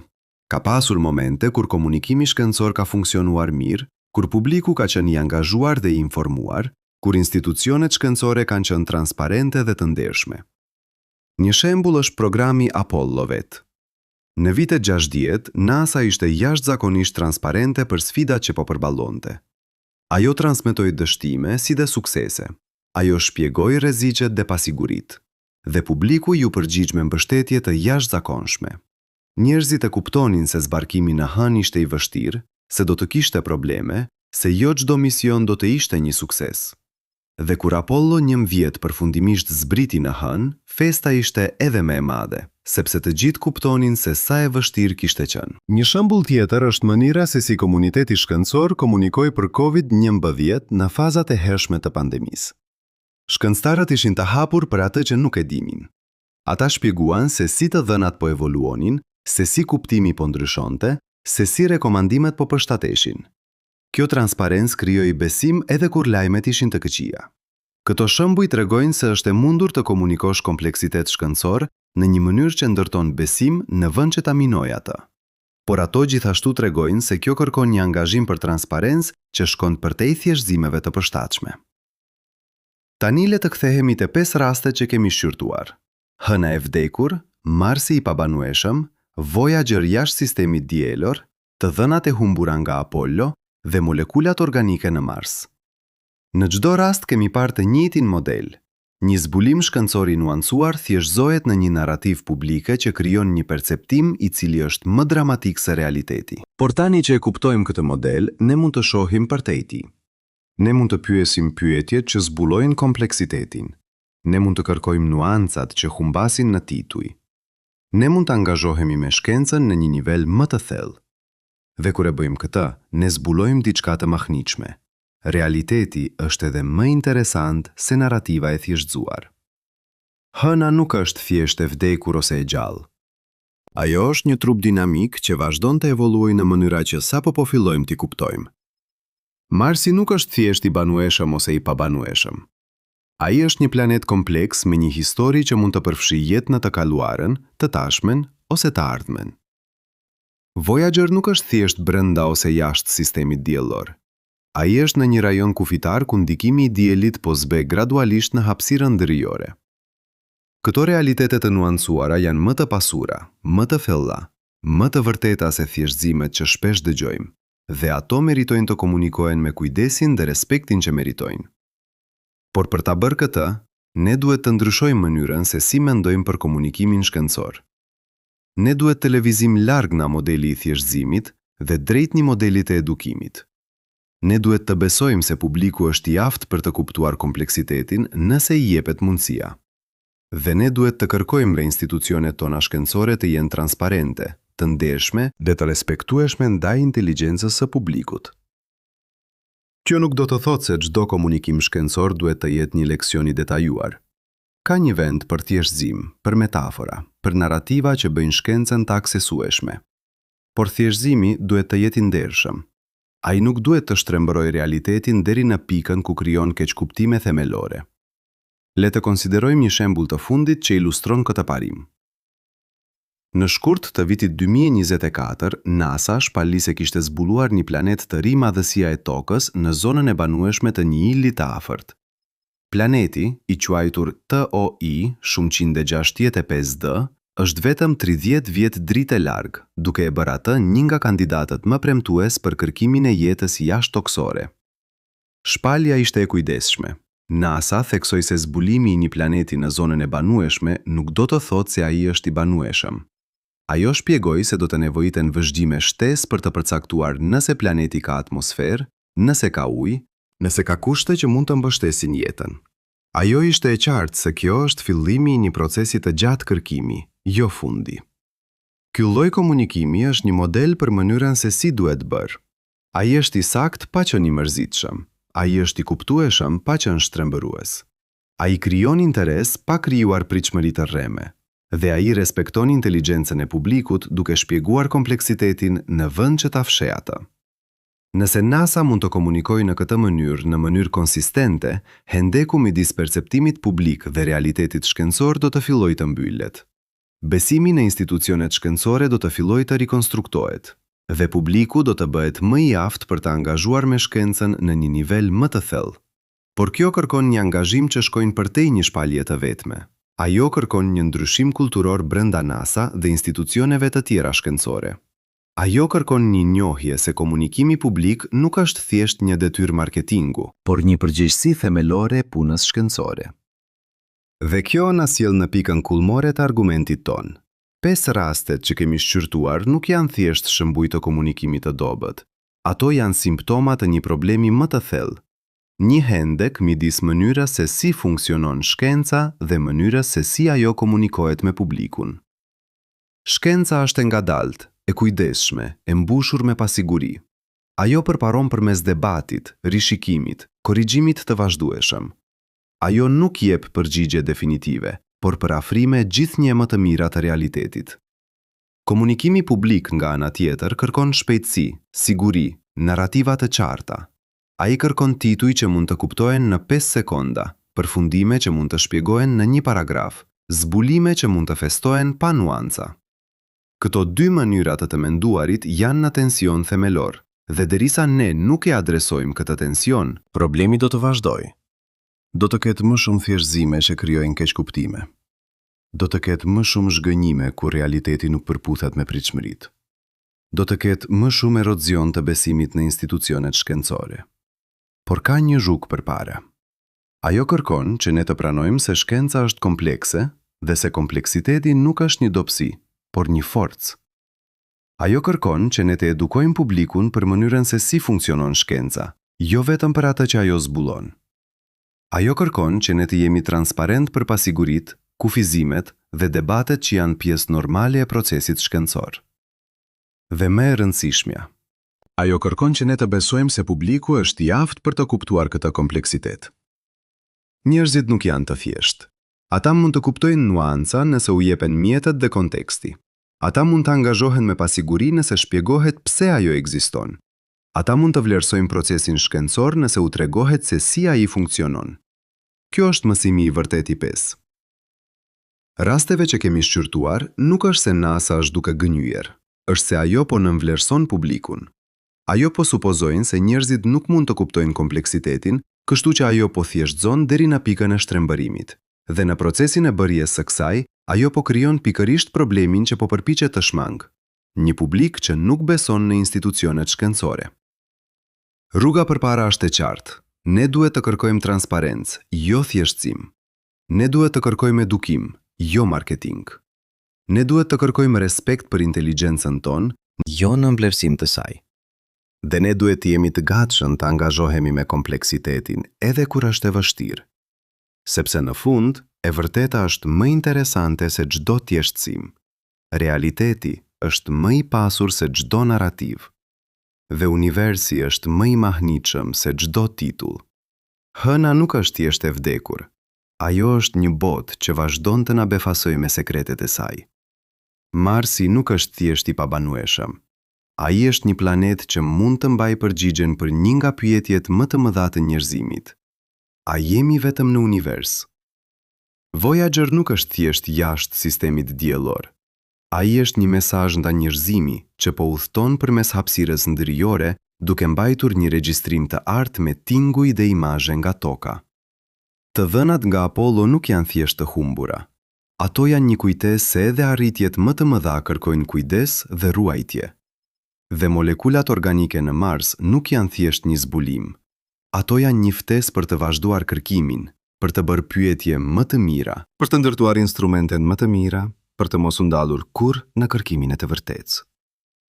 Kjo është shkenca në formën e saj më të mirë, jo një koleksion faktesh, por një proces kërkimi. Jo një autoritet që duhet besuar, por një metodë që duhet kuptuar. Jo një burim sigurie, por një burim pyetjesh që na çojnë gjithnjë më thellë në misteret e universit. Dhe kur e kuptojmë këtë, ne shohim se 5 gënjeshtra që NASA na ka thënë nuk janë gënjeshtra fare. Ato janë thjeshtësime, zgjedhje narrative, mënyra për të menaxhuar kompleksitetin. Ato janë të gabuara, por ato nuk janë të këqija. Ato janë simptoma të një problemi që ne të gjithë ndajmë, si të komunikojmë të vërtetën në një botë që kërkon thjeshtësi. Zgjidhja nuk është të heqim dorë nga thjeshtësia, është të jemi të ndershëm për kufizimet e saj. Është të pranojmë se çdo thjeshtësim lë diçka jashtë. Është të jemi transparent për atë që po zgjedhim të thjeshtëzojmë dhe pse. Dhe është të ftojmë publikun të shkojë përtej thjeshtëzimit, të angazhohet me kompleksitetin, të bëhet pjesë e procesit shkencor. Kjo është e ardhmja e komunikimit shkencor, Jo një model ku ekspertët u tregojnë njerëzve të zakonshëm se çfarë të besojnë, por një model ku të gjithë angazhohemi së bashku në kërkimin e të vërtetës. Jo një model ku institucionet mbajnë njohuritë dhe i japin ato në doza të kontrolluara, por një model ku njohuritë janë të hapura, të aksesueshme dhe të kuptueshme për çdo që është i gatshëm të bëjë përpjekjen. Kjo është premtimi i vërtetë i epokës së informacionit. Jo se ne të gjithë do të bëhemi ekspert në çdo fushë, por se ne të gjithë mund të kuptojmë mjaft për të angazhuar në mënyrë kritike me pretendimet shkencore. Ne mund të bëjmë pyetjet e duhura, ne mund të kërkojmë nuancat, ne mund të dallojmë midis një zbulimi të vërtetë dhe një thjeshtësimi shtrembërues. Dhe kur e bëjmë këtë, ne bëhemi jo vetëm konsumator të shkencës, por pjesëmarrës në të. Ne bëhemi pjesë e procesit të zbulimit edhe nëse nuk jemi në laborator ose në teleskop. Ne bëhemi pjesë e bisedës që po formson kuptimin ton të universit. Kjo është fuqia e vërtetë e shkencës. Jo të na jap përgjigje, por të na mësoj si të bëjmë pyetje. Jo të na tregoj se çfarë të besojmë, por të na jap mjetet për të menduar kritikisht. Jo të na jap siguri, por të na bëj rehat me pasigurinë. Dhe kur e kuptojmë këtë, ne shohim se 5 raste që kemi shqyrtuar nuk janë thjesht histori për komunikim të dobët. Ato janë mësime për natyrën e njohurive, kufizimet e gjuhës dhe sfidën e komunikimit të së vërtetës në një botë komplekse. Hëna nuk është e vdekur, por as nuk është e gjallë në mënyrën që toka është. Ajo është diçka ndërmjet, një botë që sfidojnë kategoritë tona të thjeshta. Marsi mund të jetë i banueshëm, por ne nuk e dim ende. Të dhënat janë të paqarta dhe ne duhet të jemi rehat me këtë paqartësi derisa të kemi prova më të mira. Voyager ka kaluar një kufir të rëndësishëm, por ai është ende brenda sferës së ndikimit të diellit. Të dy gjërat janë të vërteta në të njëjtën kohë. Të dhënat nga Apollo janë pjesërisht të humbura dhe kjo është një tragjedi. Por ajo që mbetet është ende e vlefshme dhe po na mëson gjëra të reja çdo ditë. Dhe molekulat organike në Mars janë reale, por ato nuk janë prova definitive e jetës. Ato janë një copë e enigmës, jo zgjidhja e plot. Këto janë të vërtetat e nuancuara që meritojnë të komunikohen. Ato janë më komplekse se titujt e thjesht, por ato janë gjithashtu më të vërteta. Dhe në fund, E vërteta është ajo që duhet të kërkojmë, edhe kur është e vështirë, edhe kur është e paqartë, edhe kur nuk përshtatet në një titull të thjeshtë. Sepse universi nuk është i thjeshtë. Ai është i mahnitshëm, i ndërlikuar, plot me mrekulli që sapo po fillojmë t'i kuptojmë. Dhe ne i bëjmë një shërbim të keq vetes son kur përpiqemi ta thjeshtëzojmë atë deri në pikën ku humbet mrekullia. Le ta përqafojmë kompleksitetin. Le të angazhohemi me pasigurinë. Le të bëjmë pyetjet e vështira. Dhe le të kërkojmë të vërtetën, kudo që ajo na çon, edhe kur ajo na çon në vende që nuk i prisnim. Kjo është rruga përpara. Jo të heqim dorë nga institucionet shkencore, por t'i mbajmë ato në standarde më të larta. Jo të refuzojmë zbulime sepse ato janë të nuancuara, por t'i përqafojmë ato pikërisht për shkak të nuancave të tyre. Jo të kërkojmë siguri ku nuk ekziston, por të mësojmë të lundrojmë në pasiguri, me kureshtje dhe kujdes. Dhe kur e bëjmë këta, ne zbulojmë se universi është edhe më i mahnitshëm se sa mund të kishim imagjinuar. Sepse e vërteta, me të gjitha nuancat dhe kompleksitetin e saj, është gjithmonë më interesante se çdo thjeshtësim. Dhe kur e bëjmë këta, ne zbulojmë se universi është edhe më i mahnitshëm se sa mund të kishim imagjinuar. Sepse e vërteta, me të gjitha nuancat dhe kompleksitetin e saj, është gjithmonë më interesante se çdo thjeshtësim. Por tani le të ndalemi për një moment. Le të largohemi nga detajet teknike, nga debatet për të dhënat, nga kontradiktat institucionale. Le të bëjmë një pyetje më themelore. Një pyetje që lidh të gjitha këto histori në një mënyrë që ndoshta nuk e kemi parë ende. Çfarë do të thotë të dish diçka? Kjo t'inglon si një pyetje filozofike abstrakte, por ajo është në zemër të çdo gjëje që kemi diskutuar. Kur NASA thotë se hëna është e vdekur, ajo po pretendon se di diçka për hënën. Kur shkencëtarët argumentojnë se Marsi është i pabanueshëm, ata po pretendojnë se din diçka për kushtet e jetës.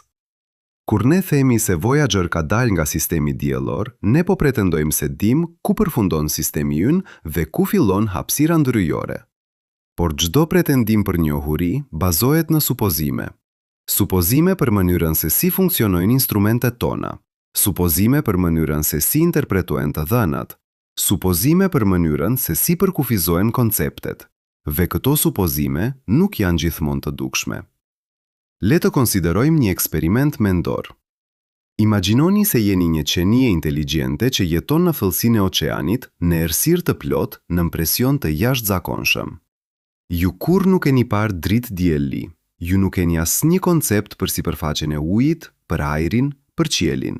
E gjithë realiteti juaj është uji, shkëmbimt, krijesat e tjera të thellësisë. Tani imagjinoni se ju zhvilloni teknologji. Ju filloni të dërgoni sonda drejt sipërfaqes. Këto sonda arrin në një zonë ku presioni bie papritur. Ato zbulojnë një kufi midis ujit dhe diçka e tjetër. Instrumentet tuaja regjistrojnë këtë ndryshim. Ju e quani këtë kufi sipërfaqen e oqeanit. Por a keni dalë nga oqeani? Në një kuptim, po. Sonda juaj ka kaluar kufirin midis ujit dhe ajrit, por në një kuptim tjetër, jo. Sepse mbi ajër ka atmosferë që shtrihet për 10 kilometra dhe mbi atmosferë ka hapësirë që shtrihet përgjithmonë. Kufiri që ju keni zbuluar është real, por ai është vetëm një nga shumë kufi të mundshëm. Kjo është saktësisht situata në të cilën gjendemi ne me Voyager. Ne kemi zbuluar një kufi real, Heliospausën, por ky kufi është vetëm një nga shumë mënyra për të përcaktuar skajin e sistemit diellor. Dhe zgjedhja jonë për ta quajtur këtë kufirin përfundimtar tregon më shumë për kufizimet tona se sa për natyrën e realitetit. Filozofët e quajnë këtë problemin e kornizës së referencës.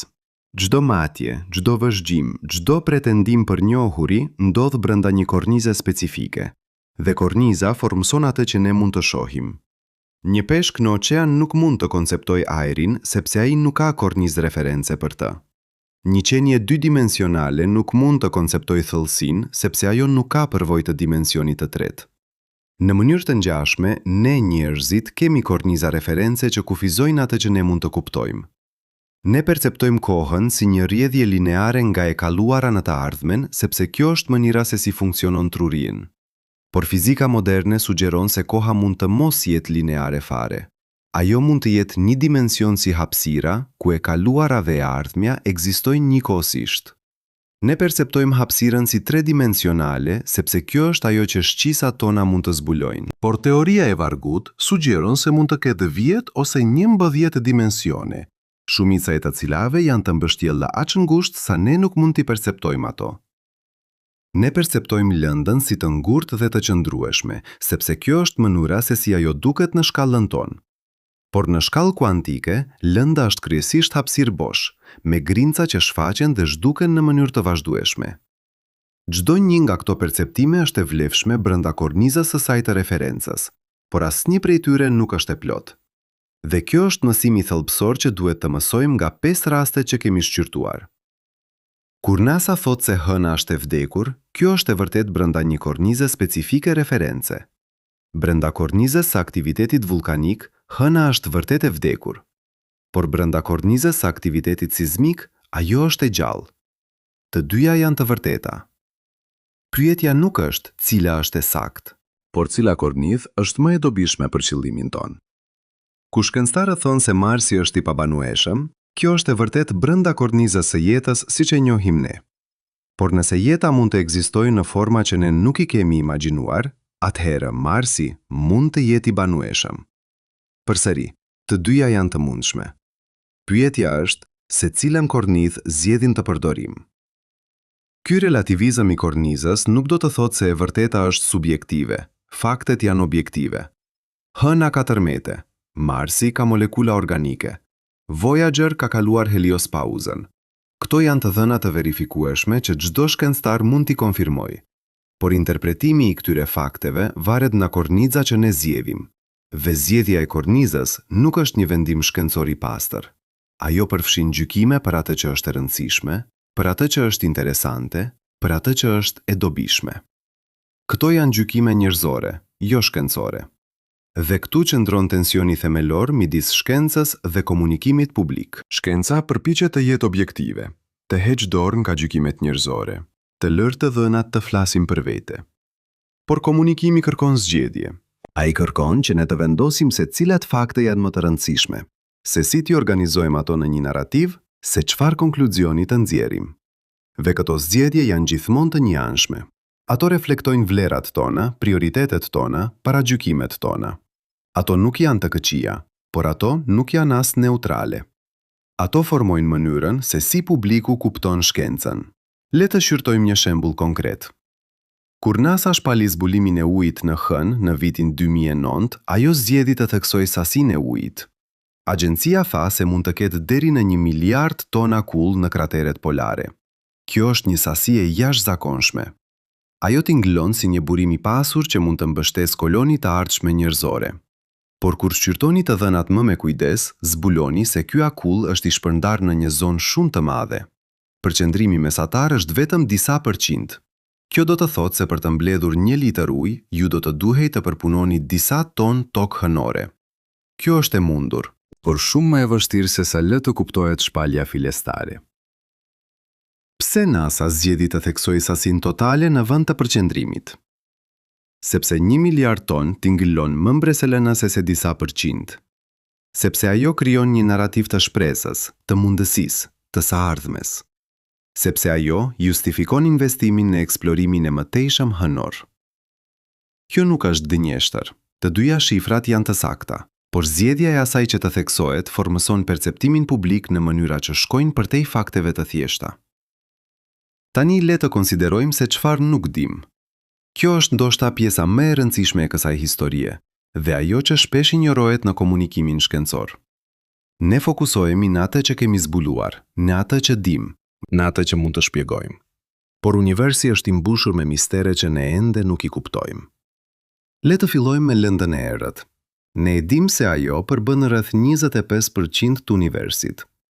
Ne mund të matim efektet e saj gravitacionale, ne mund të hartojmë shpërndarjen e saj në shkallë kozmike, por ne nuk kemi asnjë ide se çfarë është ajo në realitet. A është ajo e përbërë nga grimca? Nëse po, çfarë lloj grimcash? A ndërveprojnë ato me lëndën normale? A kanë ato mas? A kanë ato ngarkesë? Ne nuk dim asnjë nga këto gjëra. Dhe pavarësisht dekadave të eksperimenteve, ne ende nuk kemi zbuluar asnjë grimcë të vetme të lëndës së errët. Kjo është një dështim i jashtëzakonshëm i fizikës moderne. Ne kemi ndërtuar detektor gjigant nëntoksor. Ne kemi dërguar teleskop në hapësirë. Ne kemi kryer triliona përplasje grimcash në përshpejtues. Dhe ne nuk kemi gjetur asgjë. Çfarë do të thotë kjo? A është e mundur që lënda e errët të mos ekzistojë fare? A është e mundur që kuptimi ynë i gravitetit të jetë thelbësisht i gabuar? Disa shkencëtar po fillojnë ta konsiderojnë këtë mundësi. Ata po propozojnë teori alternative ku graviteti silet ndryshe në shkallë kozmike. Por këto teori kanë problemet e tyre. Ato nuk mund të shpjegojnë të gjitha vëzhgjimet që lënda e errët shpjegon. Ato kërkojnë modifikime radikale të fizikës që shkojnë përtej asaj që shumica e shkencëtarëve janë të gatshëm të pranojnë. Kështu që ne jemi të bllokuar. Ne dim se diçka është aty, por ne nuk dim se çfarë është. Dhe kjo pasiguri është e vështirë për të komunikuar me publikun. Njerëzit duan përgjigje. Ata duan siguri. Ata duan të dinë se shkencëtarët kanë gjërat në kontroll. Por e vërteta është se ne nuk i kemi gjërat në kontroll. Ne jemi duke ecur në errësirë, duke u përpjekur të kuptojmë një univers që është shumë më i çuditshëm se sa mund të kishim imagjinuar. E njëjta gjë është e vërtetë për energjinë e errët. Ne e dim se ajo përbën rreth 70% të universit. Ne e dim se ajo po shkakton zgjerimin e përshpejtuar të universit. Por ne nuk kemi asnjë ide se çfarë është ajo. A është ajo një pronë e hapësirës vetë? A është ajo një fushë e re që mbush universin? A është ajo një shenjë se ligjet tona të fizikës janë të pakompletuara? Ne nuk dim, dhe çdo përgjigje e mundshme ka pasoja të thella për të ardhmen e universit. Nëse energjia e errët është konstante, universi do të vazhdojë të zgjerohet përgjithmonë, duke u bërë gjithnjë më i ftohtë dhe më i errët, derisa të gjitha ujet të shuhen dhe të gjitha galaktikat të largohen përtej horizontit ton të dukshëm. Kjo është e njohur si vdekja termike e universit. Nëse energjia e errët po forcohet me kalimin e kohës, universi mund të përfundojë në një Big Rip, ku zgjerimi bëhet aq i shpejt sa çdo strukturë në univers, nga galaktikat te atomet, shqyhet në copza. Nëse energjia e errët po dobësohet, universi mund të ndalojë së zgjerohet dhe të fillojë të tkurret, duke çuar në një Big Crunch, ku gjithçka bie përsëri në një pikë të vetme. Ne nuk dim se cili nga këto skenar është i saktë. Ne nuk dim se si do të përfundojë universi, dhe kjo është një nga pyetjet më themelore që mund të bëjmë. Le të konsiderojmë tani natyrën e kohës. Ne përjetojmë kohën si një rrjedhje e vazhdueshme nga e kaluara në të ardhmen. Kjo përvojë është aq themelore sa duket e vetkuptueshme. Por fizika moderne sugjeron se kjo përvojë mund të jetë një iluzion. Ekuacionet e relativitetit të përgjithshëm të Einsteinit trajtojnë kohën si një dimension, si hapësira. Në këtë pamje, e kaluara, e tashmia dhe e ardhmja, të gjitha ekzistojnë njëkohësisht. Rrjedhja e kohës që ne përjetojmë është thjesht një mënyrë se si truriun organizon informacionin. Por nëse kjo është e vërtetë, atëherë çfarë do të thotë të thuash se diçka ndodh? Nëse e ardhmja tashmë ekziston, atëherë a kemi ne vërtet zgjedhje të lirë? A janë veprimet tona të përcaktuara paraprakisht? Këto janë pyetje që shkojnë përtej fizikës, në filozofi dhe metafizikë, dhe ne nuk kemi përgjigje. Ne kemi teori që funksionojnë matematikisht, por ne nuk kuptojmë se çfarë do të thotë ajo për natyrën e realitetit. Ne nuk kuptojmë pse koha duket se rrjedh në një drejtim nga e kaluara në të ardhmen, kur ligjet e fizikës janë simetrike në kohë. Kjo është e njohur si shigjet e kohës, dhe ajo mbetet një nga misteret më të mëdha të fizikës. Pse ne kujtojmë të kaluarën, por jo të ardhmen? Pse shkaku vjen para pasojës?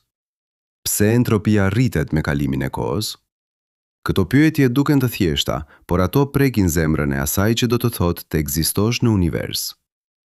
Le të kthehemi tani te pyetja e jetës.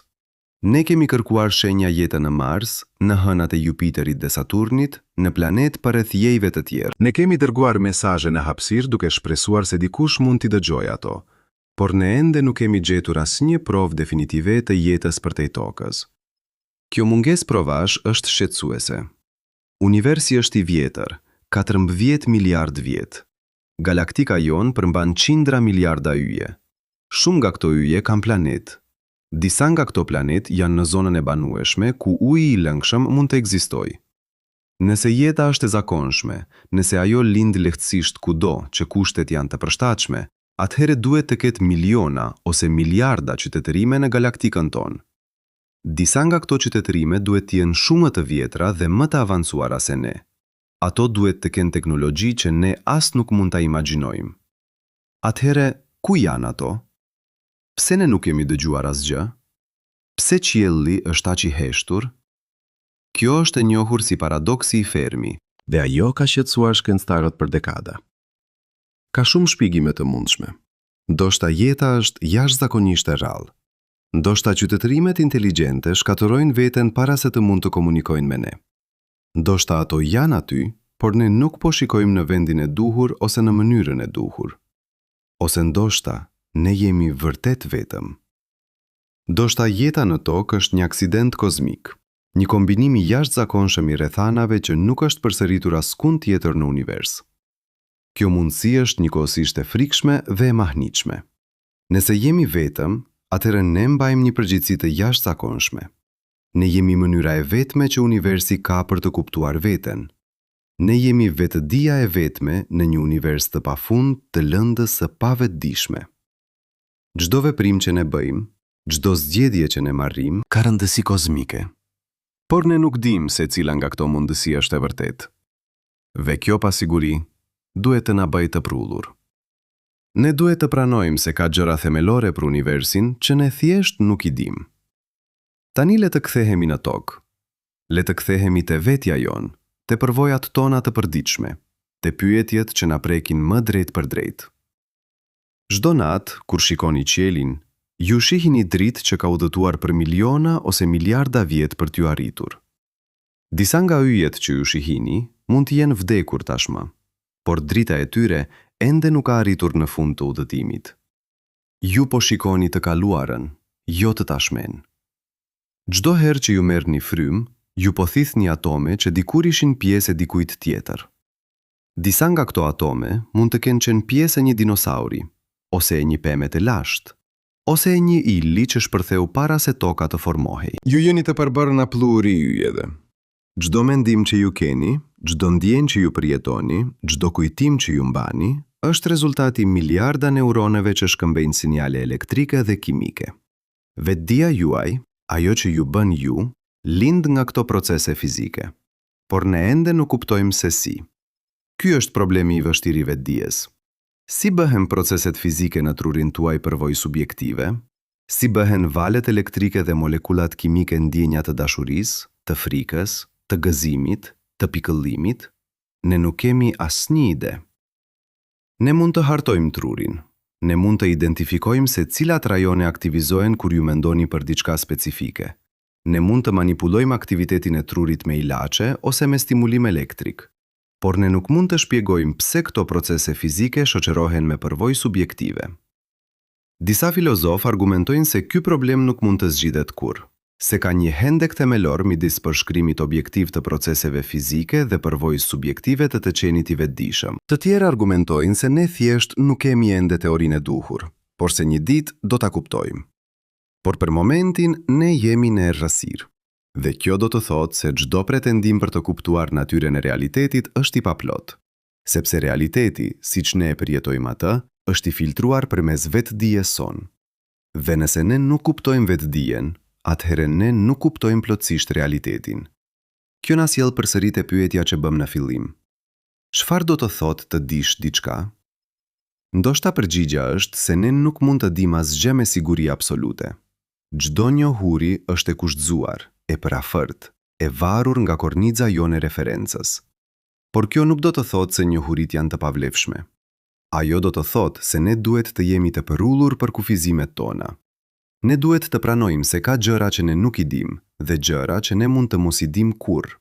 Dhe kjo përullësi duhet të formojë mënyrën se si ne komunikojmë shkencën. Në vend që të pretendojmë siguri ku nuk ekziston, ne duhet të jemi të hapur për pasigurinë. Në vend që të thjeshtëzojmë deri në pikën e shtrembërimit, ne duhet të përqafojmë kompleksitetin. Kur NASA thot se ka zbuluar diçka, ajo duhet të shpjegojë jo vetëm se çfarë ka zbuluar, por edhe se çfarë nuk ka zbuluar. Ajo duhet të jetë e qartë për kufizimet e të dhënave, për supozimet që qëndrojnë pas interpretimit, për pyetjet që mbeten të pasgjidhura. Kjo nuk do ta bëjë shkencën më pak interesante. Në fakt, ajo do ta bëjë atë më interesante, sepse misteri është më tërheqës se siguria e rreme. Pyetjet e hapura janë më frymëzuese se përgjigjet e mbyllura. Dhe kjo na sjell te momenti ku ne gjendemi tani. Ju, duke dëgjuar këto fjalë, jeni pjesë e një univers që po përpiqet të kuptojë veten. Ju jeni të përbërë nga atome që u formuan në zemrën e yjeve. Ju jeni pasardhës të një zinshiri të pafundjetësh që shtrihet miliarda vjet prapa në kohë. Ju jeni mbajtës të një vetdije që është ndoshta fenomeni më i çuditshëm në univers. Dhe ju jeni duke jetuar në një kohë kur ne po zbulojmë gjëra për universin që asnjë gjenerat më parë nuk mund t'i kishte imagjinuar. Ne po shohim galaktika që formoheshin kur universi ishte vetëm disa 100 milion vjet i vjetër. Ne po zbulojmë planet përreth jejve të tjerë. Ne po kërkojmë shenja jete përtej tokës. Por ne gjithashtu po zbulojmë se sa shumë nuk dim. Ne po zbulojmë se universi është më i çuditshëm, më kompleks, më misterioz se sa mund të kishim menduar. Dhe ndoshta kjo është mësimi i vërtet i 5 rasteve që kemi shqyrtuar. Jo se NASA është duke gënyer, por se e vërteta është më e ndërlikuar se çdo deklaratë e thjeshtë. Jo se shkencëtarët janë të pandershëm, por se njohuritë janë gjithmonë të pakompletuara. Hëna nuk është as e vdekur, as e gjallë. Ajo është diçka që ne ende po përpiqemi të kuptojmë. Marsi mund të jetë i banueshëm ose jo. Ne nuk do ta dimë derisa të shikojmë më nga afër. Voyager ka kalluar një kufi, por ai është ende në një udhtim që do të vazhdojë për mijëra vjet. Të dhënat nga Apollo janë pjesërisht të humbura, duke na kujtuar se edhe arritjet më të mëdha kërkojnë kujdes. Dhe molekulat organike në Mars janë një copë e enigmës, jo zgjidhja e plot. Këto janë të vërtetat e nuancuara, dhe ato janë më të vlefshme se çdo thjeshtësim, sepse në fund, pyetjet janë më të rëndësishme se përgjigjet. Kërkimi është më i rëndësishëm se destinacioni, dhe misteri është më i bukur se çdo shpjegim që ne mund të japim. Kur shikoni qiellin sonte, mos kërkoni përgjigje, kërkoni pyetje. Mos kërkoni siguri, kërkoni mrekulli. mos kërkoni thjeshtësi, kërkoni kompleksitet. Sepse universi nuk është i thjesht, ai është i mahniqëm, dhe ne jemi pjesë e tij duke u përpjekur të kuptojmë, duke u përpjekur të dimë, duke u përpjekur të shohim përtej kufive të perceptimit ton. Ndoshta një ditë ne do të kuptojmë çfarë është lënda e errët. Ndoshta ne do të zbulojmë jetë në Mars ose në hënat e Saturnit. Ndoshta ne do të zgjidhim problemin e vështirë të vetdijes. Ndoshta ne do të kuptojmë natyrën e kohës. Por edhe nëse e bëjmë, do të ketë gjithmonë pyetje të reja, do të ketë gjithmonë misteri të reja, do të ketë gjithmonë horizonte të reja për të eksploruar. Dhe kjo është bukuria e shkencës. Jo se ajo na jep përgjigje definitive, por se ajo na mban gjithmonë duke kërkuar, gjithmonë duke pyetur, gjithmonë duke u çuditur. Ju jeni pjesë e këtij kërkimi. Çdo herë që ju bëni një pyetje, çdo herë që ju sfidoni një supozim, çdo herë që ju kërkoni të kuptoni diçka më thellë, ju jeni duke kontribuar në përpjekjen kolektive të njerëzimit për të kuptuar universin. Dhe kjo është ndoshta e vërteta më e rëndësishme e të gjitha. Jo se ne dim gjithçka, por se ne kur nuk do të ndalojmë së kërkuari. jo se ne kemi përgjigjet, por se ne kemi guximin për të bërë pyetjet. Universi është i madh, ai është i vjetër, ai është i mbushur me mrekulli që ne sapo po fillojmë t'i zbulojmë. Dhe ne, krijesat e vogla në një planet të vogël që rrotullohet rreth një ylli mesatar në një galaktik të zakonshme, ne kemi privilegjin e jashtëzakonshëm të qenit të vetëdijshëm për të gjithë këtë. Mos e merrni këtë privilegj si të mirëqenë, mos e injoroni misterin, mos u kënaqni me përgjigje të thjeshta kur realiteti është kompleks. Kërkoni të vërtetën, edhe kur ajo është e vështirë. Përqafoni pasigurinë, edhe kur ajo është e pakëndshme. Dhe mos harroni kurrë se çdo gjë që ne dim është vetëm fillimi i asaj që ka për të zbuluar. Sepse në fund, ne nuk jemi vetëm kërkues të së vërtetës. Ne jemi vetë e vërteta, duke u manifestuar në formën e vetdijes, duke u përpjekur të kuptoj veten përmes shkencës, përmes artit, përmes filozofisë, përmes çdo mënyre që ne kemi për të dhënë kuptim botës. Dhe kjo është ndoshta mrekullia më e madhe e të gjitha. Jo se universi ekziston, por se ne jemi këtu për ta vërejtur atë.